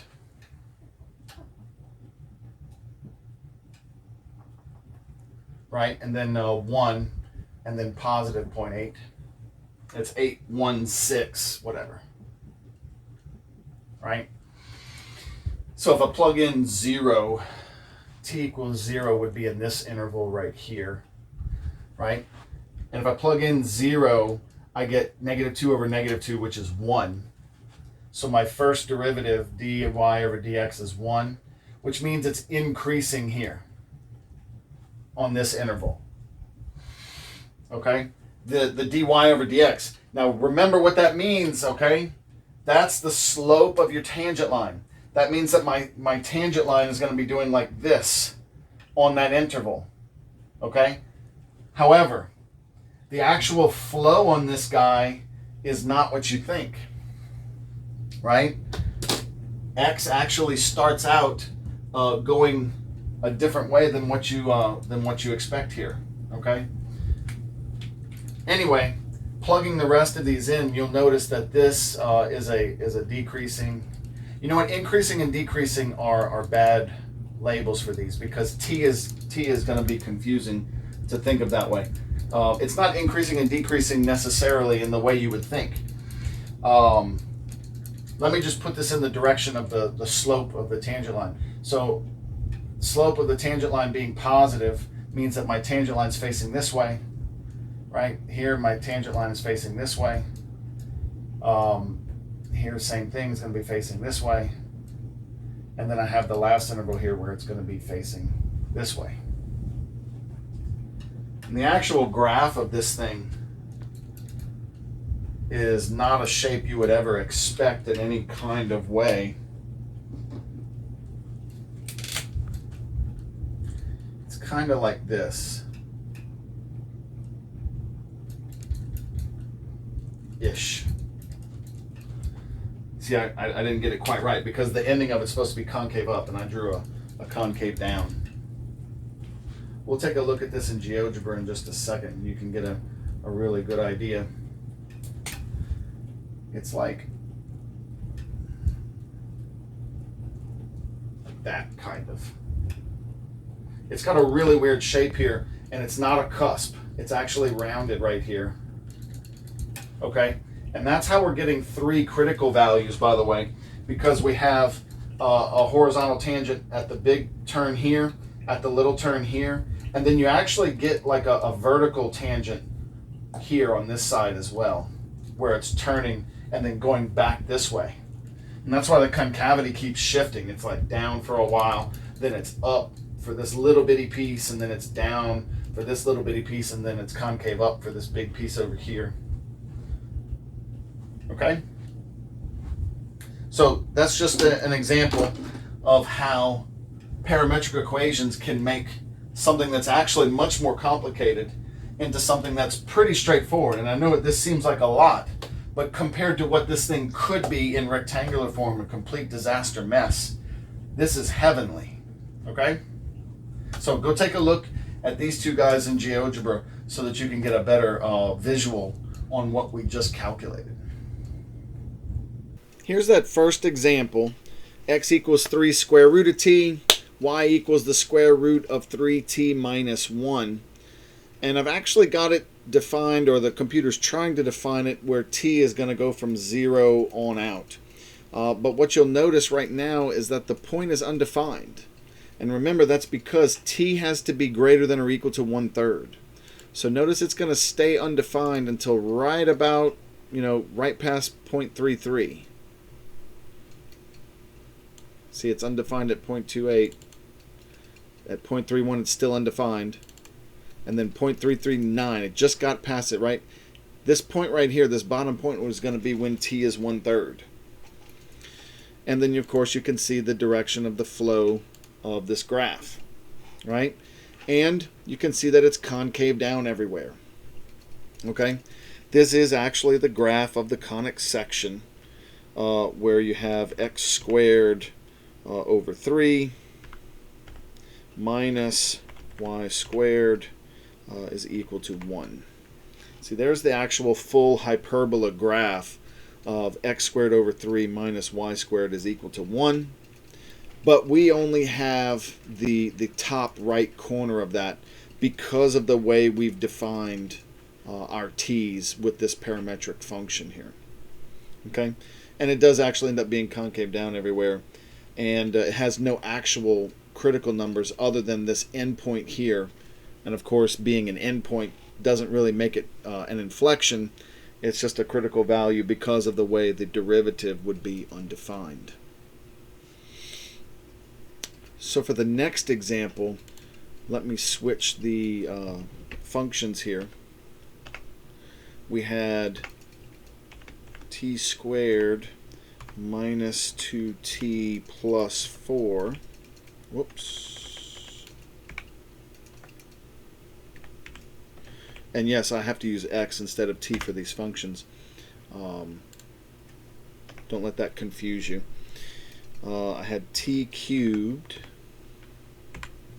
minus 2t minus 5 for that function. So here's our parametric function right here, and I'm going to go ahead and let a and b go from negative 20 to 20, and I'm going to let the p-value just be something just barely negative, let's say. Okay, I'm going to zoom out a bit here so we can get a good idea. And look at the crazy shape on this thing here. You can already see that it's going to have some difficulties with, not difficulties, but some points where it has the horizontal. And look, if you look really, really carefully here, let me zoom in a good bit on the shape so that you can see. It does actually curve to where it's going to have a horizontal tangent here, and then it curves past going back in this other direction, so it is actually going to have a vertical tangent somewhere around right here. Okay, so let's take a look at those real quick.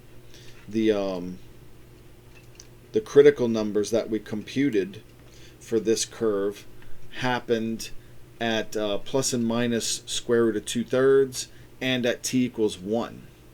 So let's start with the t equals 1 is right there. And you'll notice the tangent line is completely vertical. That was our vertical tangent line. That's where the derivative was undefined, was at t equals 1. That's where the denominator was equal to 0. Okay, for the other ones, the square root of 2/3 was 0.8165.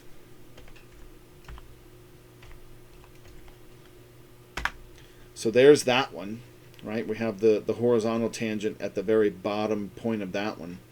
And then if I did the negative square root of 2/3, you'll see I get the other peak right here. Okay, so then to get some finer points on the concavity, you can see this whole region is concave down right here. And to some lesser extent, you can kind of tell that this whole region up here is actually concave up. It doesn't look quite as obvious, but let me zoom out a bit on the shape and then let me squish the y-axis for you. You can see this region right here is concave up, right here.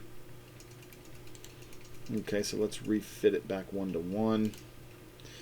And then let's zoom back in on our special region here. You can kind of tell, because of the way this went vertical tangent, it has a slight weirdness up in here, the way this thing is curving and then kind of curving back right here. You can see up in here. Okay, so we computed our critical values at, not critical values, our inflection values. One of them was at 1, which of course that makes sense because that's where our vertical tangent was here. And then we had the other two inflection values that we looked at were at 3 plus the square root of 3/3 and 3 minus the square root of 3/3. 3 minus the square root of 3 divided by 3 was 0.42265. Okay, so let's get that in. 0.42265-ish. As you can see, that's right here where we're zoomed in at. Okay, and you see how the tangent line is on either side of the curve there, right? So let me turn off the tangent line for a second, and you can see this is right where it changes from concave down, and it's a huge region of concavity going downward at first. See, like all this is concave down. Then we've got this small piece right here. It's going to slightly be concave up, just slightly, right? And then the next inflection point after that was when the P was 1, which was around here. Right? You can see it's still concave up until about right here. Then you've got this real small region where it's square root of 3 plus 3 divided by 3 up into 1.577. 3. Where it's concave has swapped into the downward section. It's very difficult to tell on this piece of the curve here, but this little piece is kind of bending this way, and then it curves back to going outward this way, being concave up. So by the naked eye, you probably would not have been able to tell, but we were able to calculate these points, so we know there is these ever so slight bends in these curves.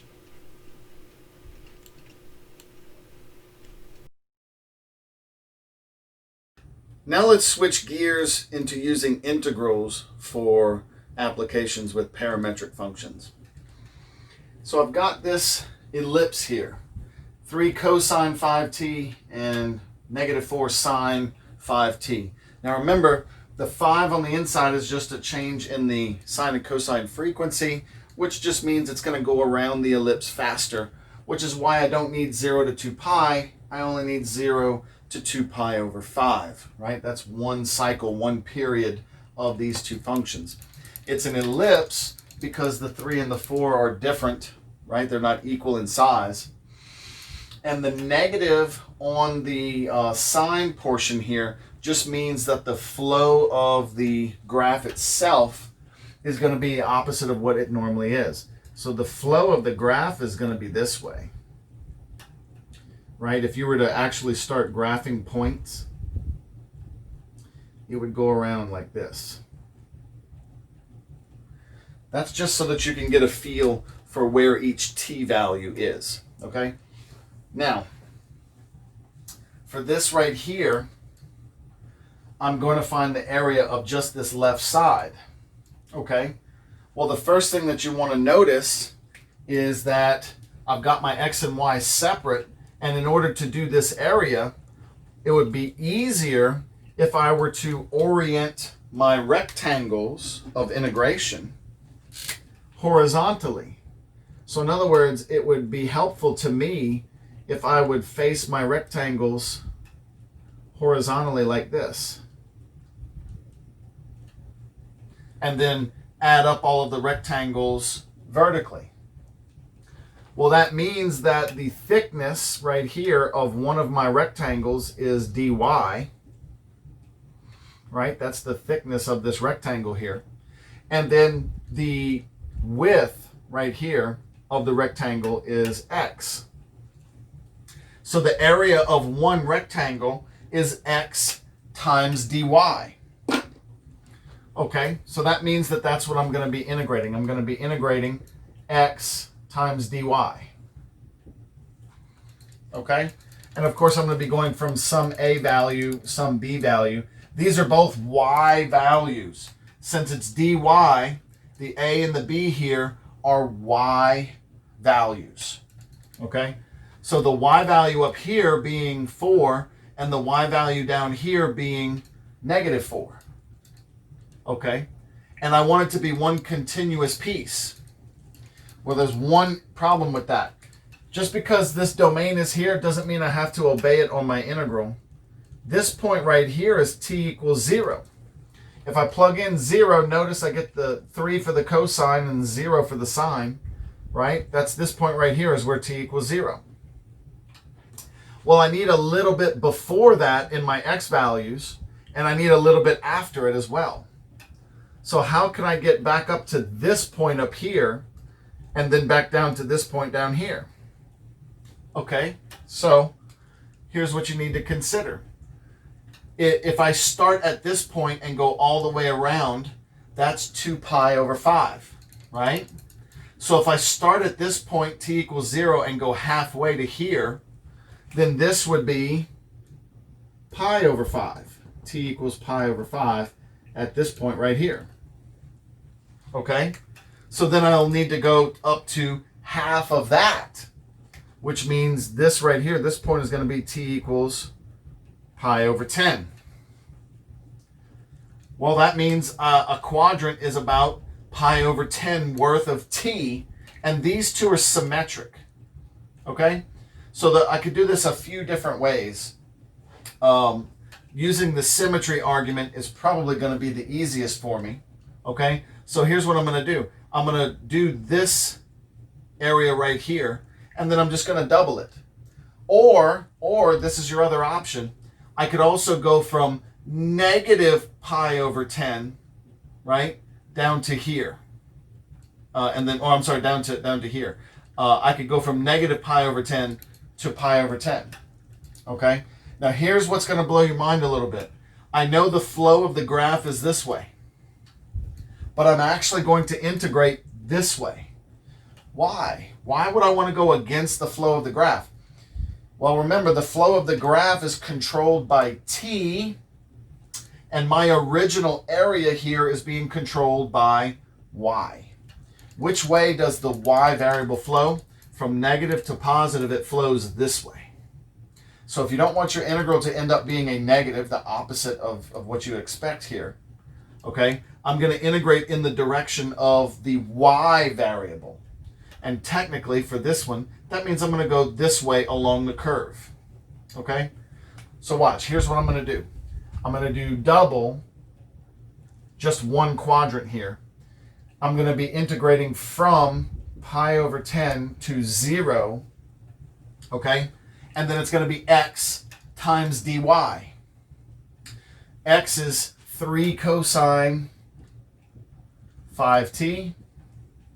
And then remember, dy is the derivative of the y function. So that's going to be 5 times negative 4. That's going to be negative 20 cosine 5t dt. Right? Because that's the derivative, and then times dt. So technically what I just found was dy over dt, right? That's negative 20 cosine 5t. And then I just multiply the dt over. Okay, so there's this piece. I have now set up the integral for this. Let's see, I've got negative 20 times 3 is negative 60, times 2 is negative 120, integral from pi over 10 to 0. Okay, now watch this. Before I even go any further, look. The negative on the 120 and then the direction. Remember your little integration techniques. If you swap the integrands, the integral limits from 0 to pi over 10 now, remember it pops out a negative. So then I can just say that this is positive 120. See how that worked out? What I am now left with is cosine squared of 5t dt, which I can perform doing a power reduction formula. So that means I'm going to pop out a 1/2 times 1 plus cosine of double the angle. So that's going to be 10t, still from 0 to pi over 10 dt. Okay, so then I have 60 times. Now here's something interesting to note. Something's going to happen here with this cosine because of the 10 and the 10. And if I actually had symmetric limits, which that's going to come up a little bit later, okay, be sure to pay attention to your limits. And sometimes things that are periodic you can wipe out over the correct limits. I'm not going to be able to necessarily wipe it out here, but always look at those real quick before you do your integration. And we'll talk about that again in a couple of problems. Okay, so antiderivative here, I get t, and then plus 1 over 10 sine of 10t. And that's going to be from 0 to pi over 10. Okay, so then now I've got to plug in some values here, right? So if I plug in 0 to t is 0, okay? If I plug in 0 to sine of 10t, that's sine of 0, which is 0. So essentially the 0 is all zeros here, okay? Next, if I plug in pi over 10 here to this, to t, right? Then I'm going to get 60 times pi over 10 plus 1 over 10 times sine of the 10 times pi over 10 is just sine of pi, which is 0. Right? Okay. And then right here, add this up. I've got 60 divided by 10, which is 6 pi. So the area of this piece is 6 pi. Okay? Incidentally, if you've never seen this before, it's good to know on the side that the area of an ellipse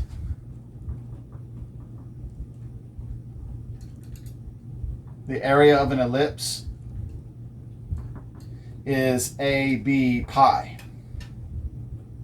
Kind of like a circle, pi r squared, right? Pi times r, but the r's just happen to be the same, so it's r squared. In an ellipse, you have an A and a B, right? Notice here my A is 4 and my B is 3. So the area of the whole ellipse would be 3 times 4 times pi, which is 12 pi. And we calculated half of that, right? 6 pi. Okay, so next, calculate the arc length of this particular parametric equation set. Okay, I'm noticing here that x is negative, which is why we're always on this negative side here, and then the y is positive, which is why we're above. We're actually getting a piece of this equation that's going this way. The x and y values do actually decrease as t gets larger because of the negative exponent. That's why it flows this way. And what I want is the length of that piece of the graph there. Okay? Now, remember our formula for the arc length of something in our parametric form. I'm going to have to integrate from t1 to t2 of the square root of our dx dt squared plus dy dt squared integrating over dt. Okay, so then my original integral setup here, I've already got my two t values. So that's going to be from 0 to 1. Square root dx dt. That's going to be 14 e to the negative 2t, and that's squared now, plus dy dt. That's going to be negative 24 e to the negative 3t squared, right, dt. So there's my original setup. Let's try to beautify this thing a little bit into something that we're more comfortable integrating, right? Okay, so then the first thing that I'm noticing is that I can go ahead and just try to simplify out a lot of the squares and possibly the exponentials. So I have 0 to 1 here. I've got square root of 196 e to the negative 4t plus 576 e to the negative 6t, and that's dt. So let's factor out as much as I can here, right? If I'm going to be factoring out, then I'm going to be pulling out the e to the negative 6t out. Also, I'm noting that the 196 and the 576 both have a 4 that goes into them, and I can do the square root of the 4. Okay, so let's do this a little bit nicer on us here. That's going to be 2 integral 0 to 1. If I factor out e to the negative 6t, right? Just like I factored out, I'm going to be factoring out a 4, but the square root of the 4 gives me 2, right? That's where the 2 comes from. I'm going to factor a 4 out of here, but the square root is 2. I'm actually going to be factoring in an e to the negative 3t. And there would be an absolute value on that, except exponentials always give positive values anyway, right? So I don't have to worry about absolute value with the square root of the squared there. Okay, so don't forget, what I factored out was an e to the negative 6t, but it's the square root of it. So it's actually half the exponent. Okay, so what's left? Well, if I factor 4 out of this, I'm left with 49. I did e to the negative 6t, which is going to leave me with an e to the 2t here, because negative 4 minus negative 6 is positive 2. Okay? And then that's going to also leave me with a plus 144 here, dt. Okay. Now we're getting somewhere a little bit nicer along the road here. Okay? Now, sure, that looks messy, but if you take a step back and just look at it for a second, I hope you realize that this is a pretty straightforward trigonometric substitution. I've got the square root, I've got the sum of two squares there, and I've got something else on the outside that I can fiddle with as far as the derivative pieces and whatnot. So let's set that up. Let's do a trigonometric substitution here. Using this piece right here, I'm going to say in my triangle, here's my angle theta. Here's this. I'm going to let this be 7e to the t, and I'm going to let this be 12, so that the square root of 49e to the 2t plus 144 goes right here. Right? That's how I can say that the squares of these added and then square rooted give me the other side over there. Okay, so what does that tell me here? It tells me that I have 7e to the t over 12 is equal to tangent theta. Or in other words, e to the t is equal to 12 over 7 times tangent of theta. Right? See e to the t? I'm not going all the way down to t because a lot of the things that I have to replace already have an e to the t in them. So I'm going to leave it as e to the t. Plus, that's still easy to do a derivative of. Watch. In the next step, e to the t dt is equal to 12/7 secant squared theta d theta. Right? So I can also do my derivative substitution there. And then I'm also going to want to substitute the radical. So I'll notice that the square root of 49 e to the 2t plus 144 is equal to 12 times the secant of theta. Right? Because this over this is secant theta. If I just multiply the 12 over, then I have that. Okay, so this is my substitution that I'm using, right, according to that triangle. So then what do we get here? I still have a 2 on the outside, okay? For this piece right here, I need you to see that in order to get what I need for the e to the t dt here, right, I'll need to have an e to the t times dt. So what that's going to do here is that's going to change this into a negative 4t. Okay? But, wait. What you really need to see also here is this is e to the negative 4t. It's really e to the t to the negative 4 power. Okay? So that makes it easier for me to substitute the other pieces here that are going on with this. So now, what do we have here? I'm going to lose the numbers for a second because I'm leaving the t universe here, if you will. Okay? So I'm just going to have my integral for a moment. And then when I come back, I'll bring the limits back. So I've got the integral of e to the t to the negative 4. That's 12/7 tangent theta to the negative 4 power. With me? Square root is equal to times 12 secant theta. And then e to the t dt, right, that's equal to 12/7 secant squared theta d theta. Okay, let me separate this for a second. If I put 2 parentheses here, this is also to the negative 4. If I multiply 12/7 times this one, this is actually now going to be to the negative 3. Okay? And let's see, I'm going to have the 12 times the 2 here.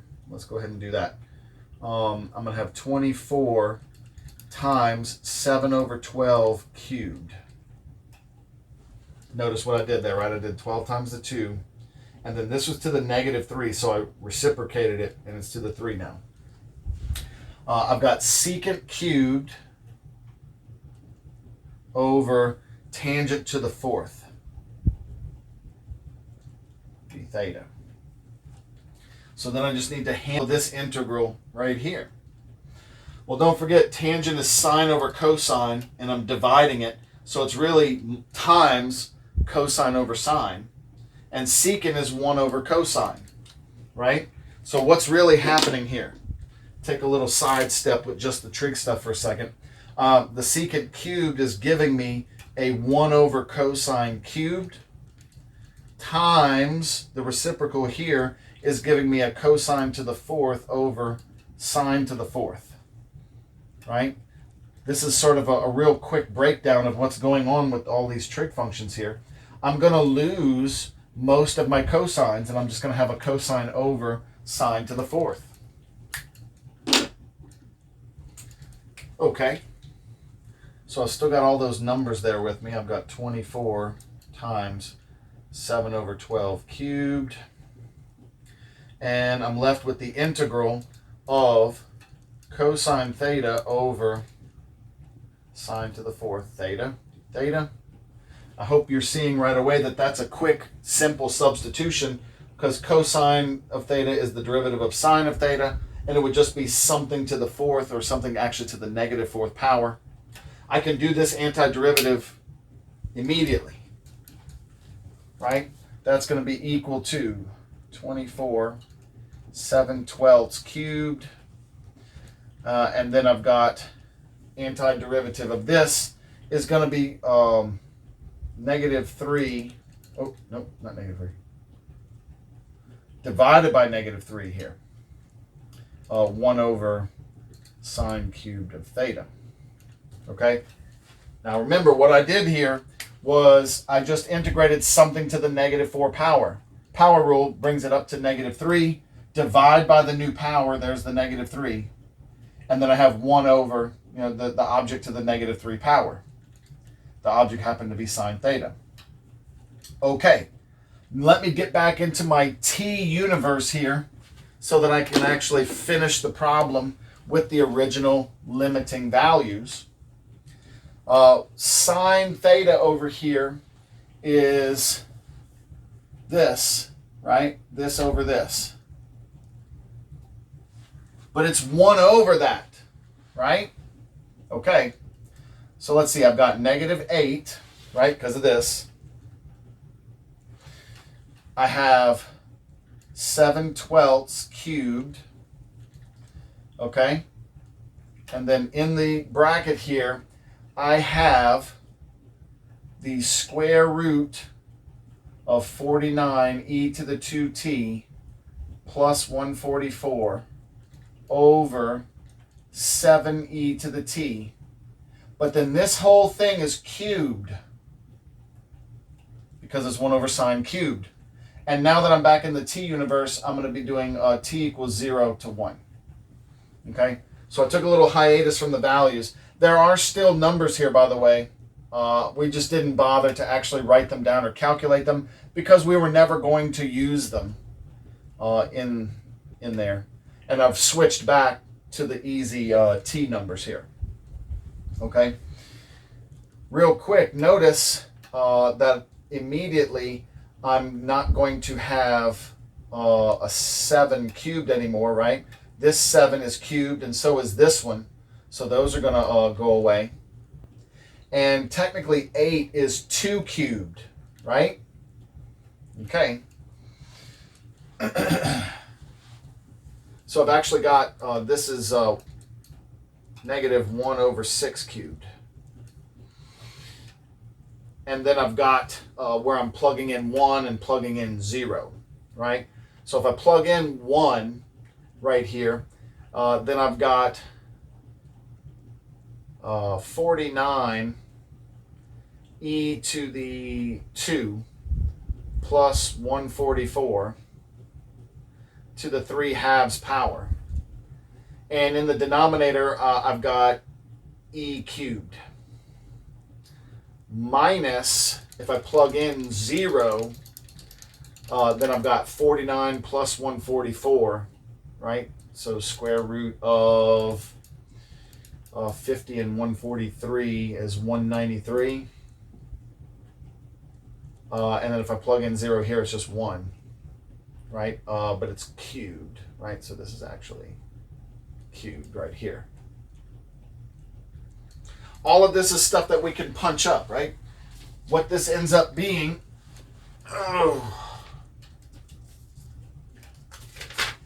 is 9.789115. Okay?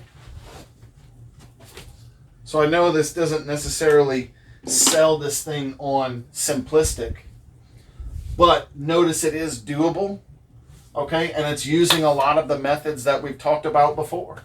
Integrals that you need to be able to do, things that you need to be aware exist out there. And to boot, arc length calculations are usually not as nice as some of the other integrals, but definitely doable. Go take a look in GeoGebra again. You can see what this really looks like. So let's take a look at this arc length real quick. We have the parametric equation of the negative 7 e to the negative 2t for x and 8 e to the negative 3t for y. The blue curve is the entire curve for all values of t.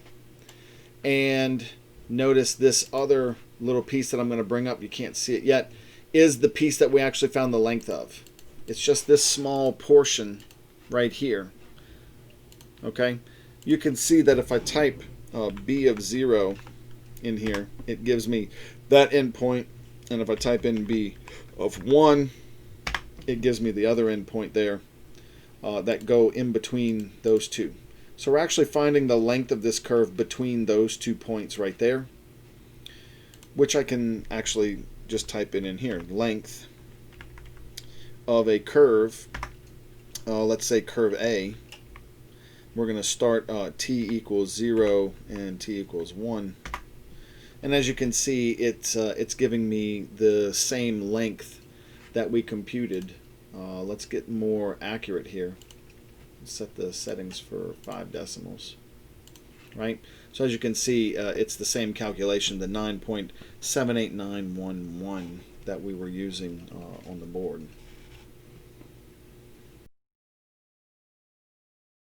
Here's another application of integration that we've used in the past.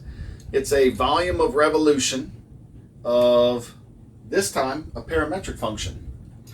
A cycloid, this is one of those parametric functions that doesn't look very nice when you try to convert it back into rectangular form.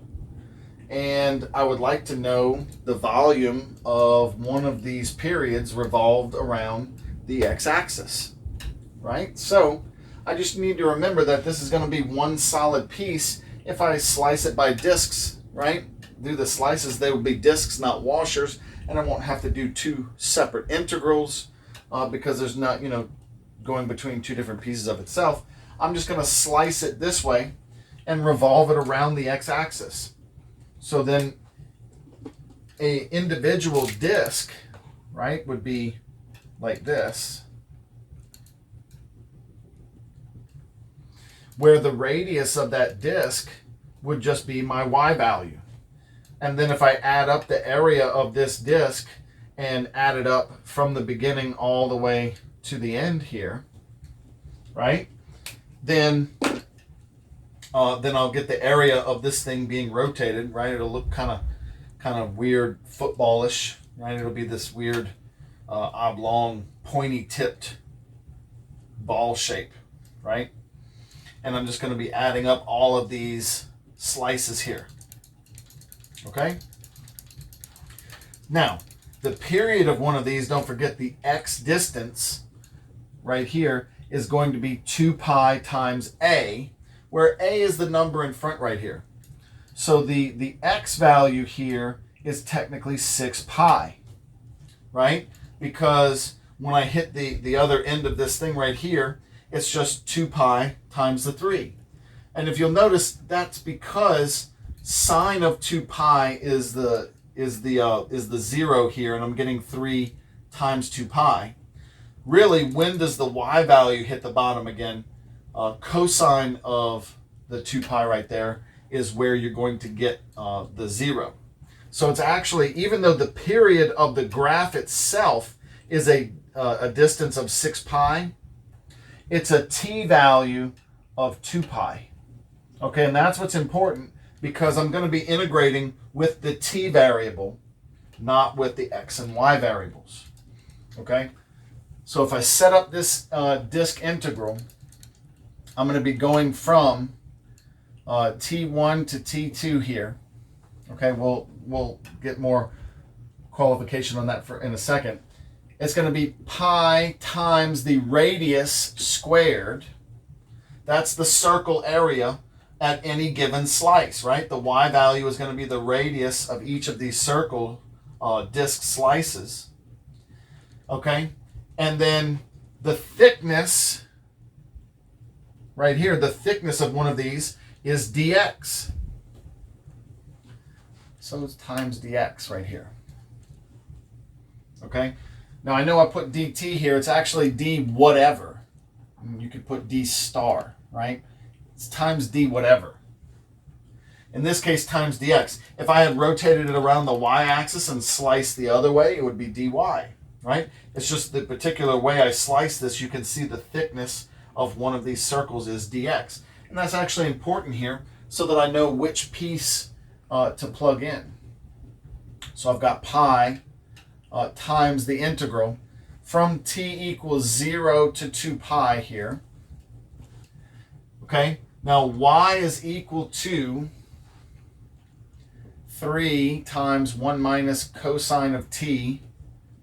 And then that whole thing is being squared, right? Because that's my y squared. Next, I'm going to have dx, right? Dx is going to be the derivative of this. So times 3 times 1 minus cosine t. Wait a minute, Mr. Simon, why'd you put y there? I didn't. That's dx. Look, derivative of t is 1. Derivative of sine t is cosine t, right? dt. So technically this piece right here is dx. The derivative of x with respect to t, and then times dt. Okay, so I've got 3 squared times 3. That gives me 27 pi. Integral from 0 to 2 pi right here. Right? Okay. Next, I'm going to have 1 minus cosine t cubed dt. Right? Not exactly our most favorite exponent. We do like it when things are squared. Okay, but this time we have a cube. And I'm actually going to use a little bit of old school calculus even and odd function tricks here to help me. Okay? Not even and odd, but periodic function tricks. I have the integral from 0 to 2 pi, and I'm going to multiply this out, right? It's basically just a binomial cubed. So that's going to be 1 cubed, which is 1, right? Then minus 1 squared times cosine, so cosine t, plus 1 times cosine squared, so cosine squared t, okay, minus no 1's left and just cosine cubed, so cosine cubed t. And then to do the binomial in this such a way, they're supposed to have their correct coefficients. Okay, so then that's a 1, 3, 3, 1. That's the way we multiply out binomials, dt. Okay, now, the integral of the 1, simple. Cosine, straightforward. Integral of cosine squared, we'll have to do a power reduction, right? Cosine cubed, there is more power reductions behind that as well. I would rather not have to deal with it if I didn't have to. So look, we're gonna use a periodic trick here. Okay, notice I'm doing one full cycle, 0 to 2 pi, and I'll start with just the cosine, right? If you do that, if you do one cycle of cosine, like so. Here's one cycle of cosine t. And you add up all of this with all of this with all of this, right? One cycle, just the flat out integral of just cosine on 0 to 2 pi, okay? This total integral of cosine from 0 to 2 pi is 0. Because it's symmetric, top and bottom, these two pieces are positive, this one big piece is negative, and they're the same size. Okay? It's a periodic function of that kind, and you've added up one full cycle of it. Okay? So that particular integral is going to be 0. So right here, it's just 0 times 3. I already know that this piece is going to go to 0. If you want to actually do the integral, go ahead. That's a pretty straightforward one. It'll just be a sine minus a sine, and you got it. Okay? Here's the one that's really going to help us. Cosine cubed is just the value of the cosines all cubed. And since 3 is an odd power, it preserves the sign, the SIGNs, right, the positives and negatives. And all it does is enhance the values, but it does it equally, right? Because this is all symmetric, so the cube is going to do the same thing. It's going to have a shape very similar to this, just going to have a few little swirls in here, something like that. But it's going to have all of the same areas again. It's a periodic function on its same cycle period there. So this also is going to be 0. So then what am I left with? I am left with 27 pi integral from 0 to 2 pi of 1 plus 3 cosine squared t dt. Okay? Which I can do the power reduction for the cosine squared. 27 pi integral 0 to 2 pi 1 plus 3 halves times 1 plus cosine 2t dt. Okay, integrating 0 to 2 pi, you can tell this one's going to zero out as well, right? Because it's cosine to the 1. This just doubles the frequency, which just means you're going to get 2 zeros. So really, 27 pi, 0 to 2 pi. I've got 1 plus 3 halves here. That's 5 halves plus 3 halves cosine 2t dt. Using the same technique as earlier, you know that this one's going to go to 0 because I'm on one cycle. Actually, this is 2 cycles, but it's still equal cycles of a periodic function that has equal areas above and below. Side note, by the way, guys, not every periodic function is going to do that, right? For example, cosine squared is periodic, but it doesn't just wipe out. This is a symmetric, top and bottom symmetric periodic function. Sine and cosine have that nice, lovely ability. Okay, so what does that leave me with? I have 27 pi times 5 halves t.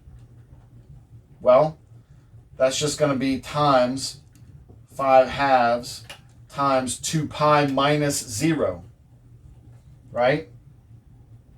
So then I just have 27 pi times 5 pi. So what's that? 135 pi squared is the volume on that guy.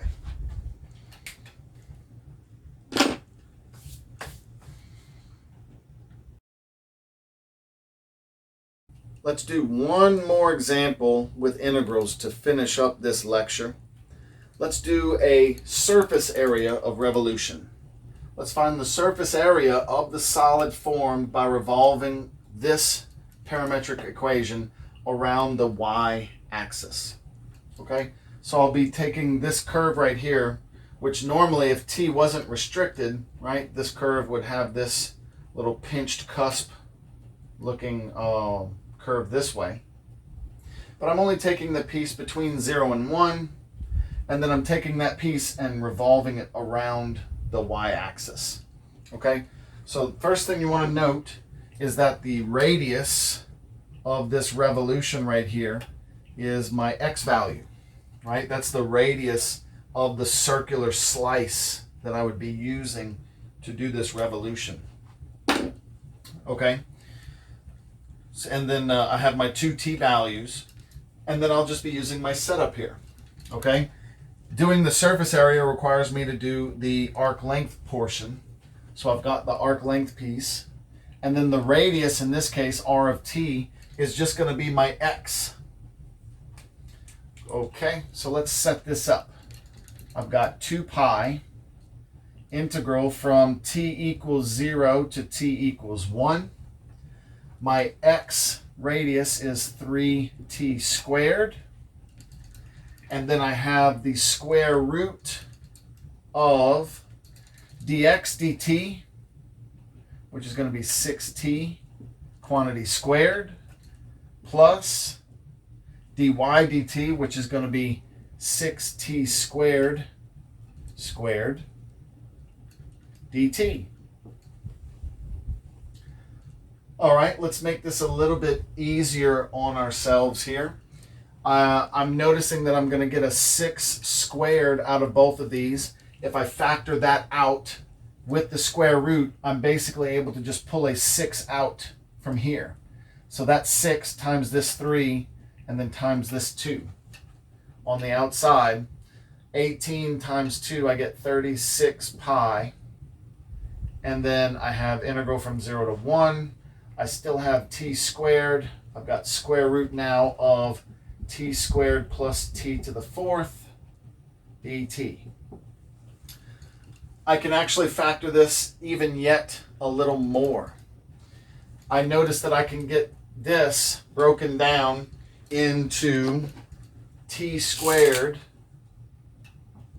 times 1 plus t squared, like that. And since this is in a square root, right, I can do the square root of each piece. The square root of t squared technically should be the absolute value of t. However, I'm only doing t values from 0 to 1. All of those are positive, well, non-negative if you include the 0, right? So the square root of t squared is just going to be t here.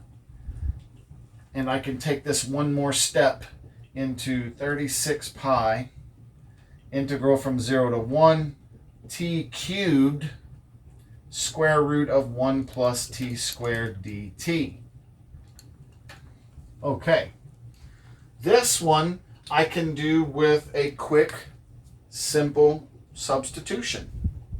If I substitute u is equal to 1 plus t squared, then du is equal to 2t dt, right? Also, note that u minus 1 would be equal to t squared.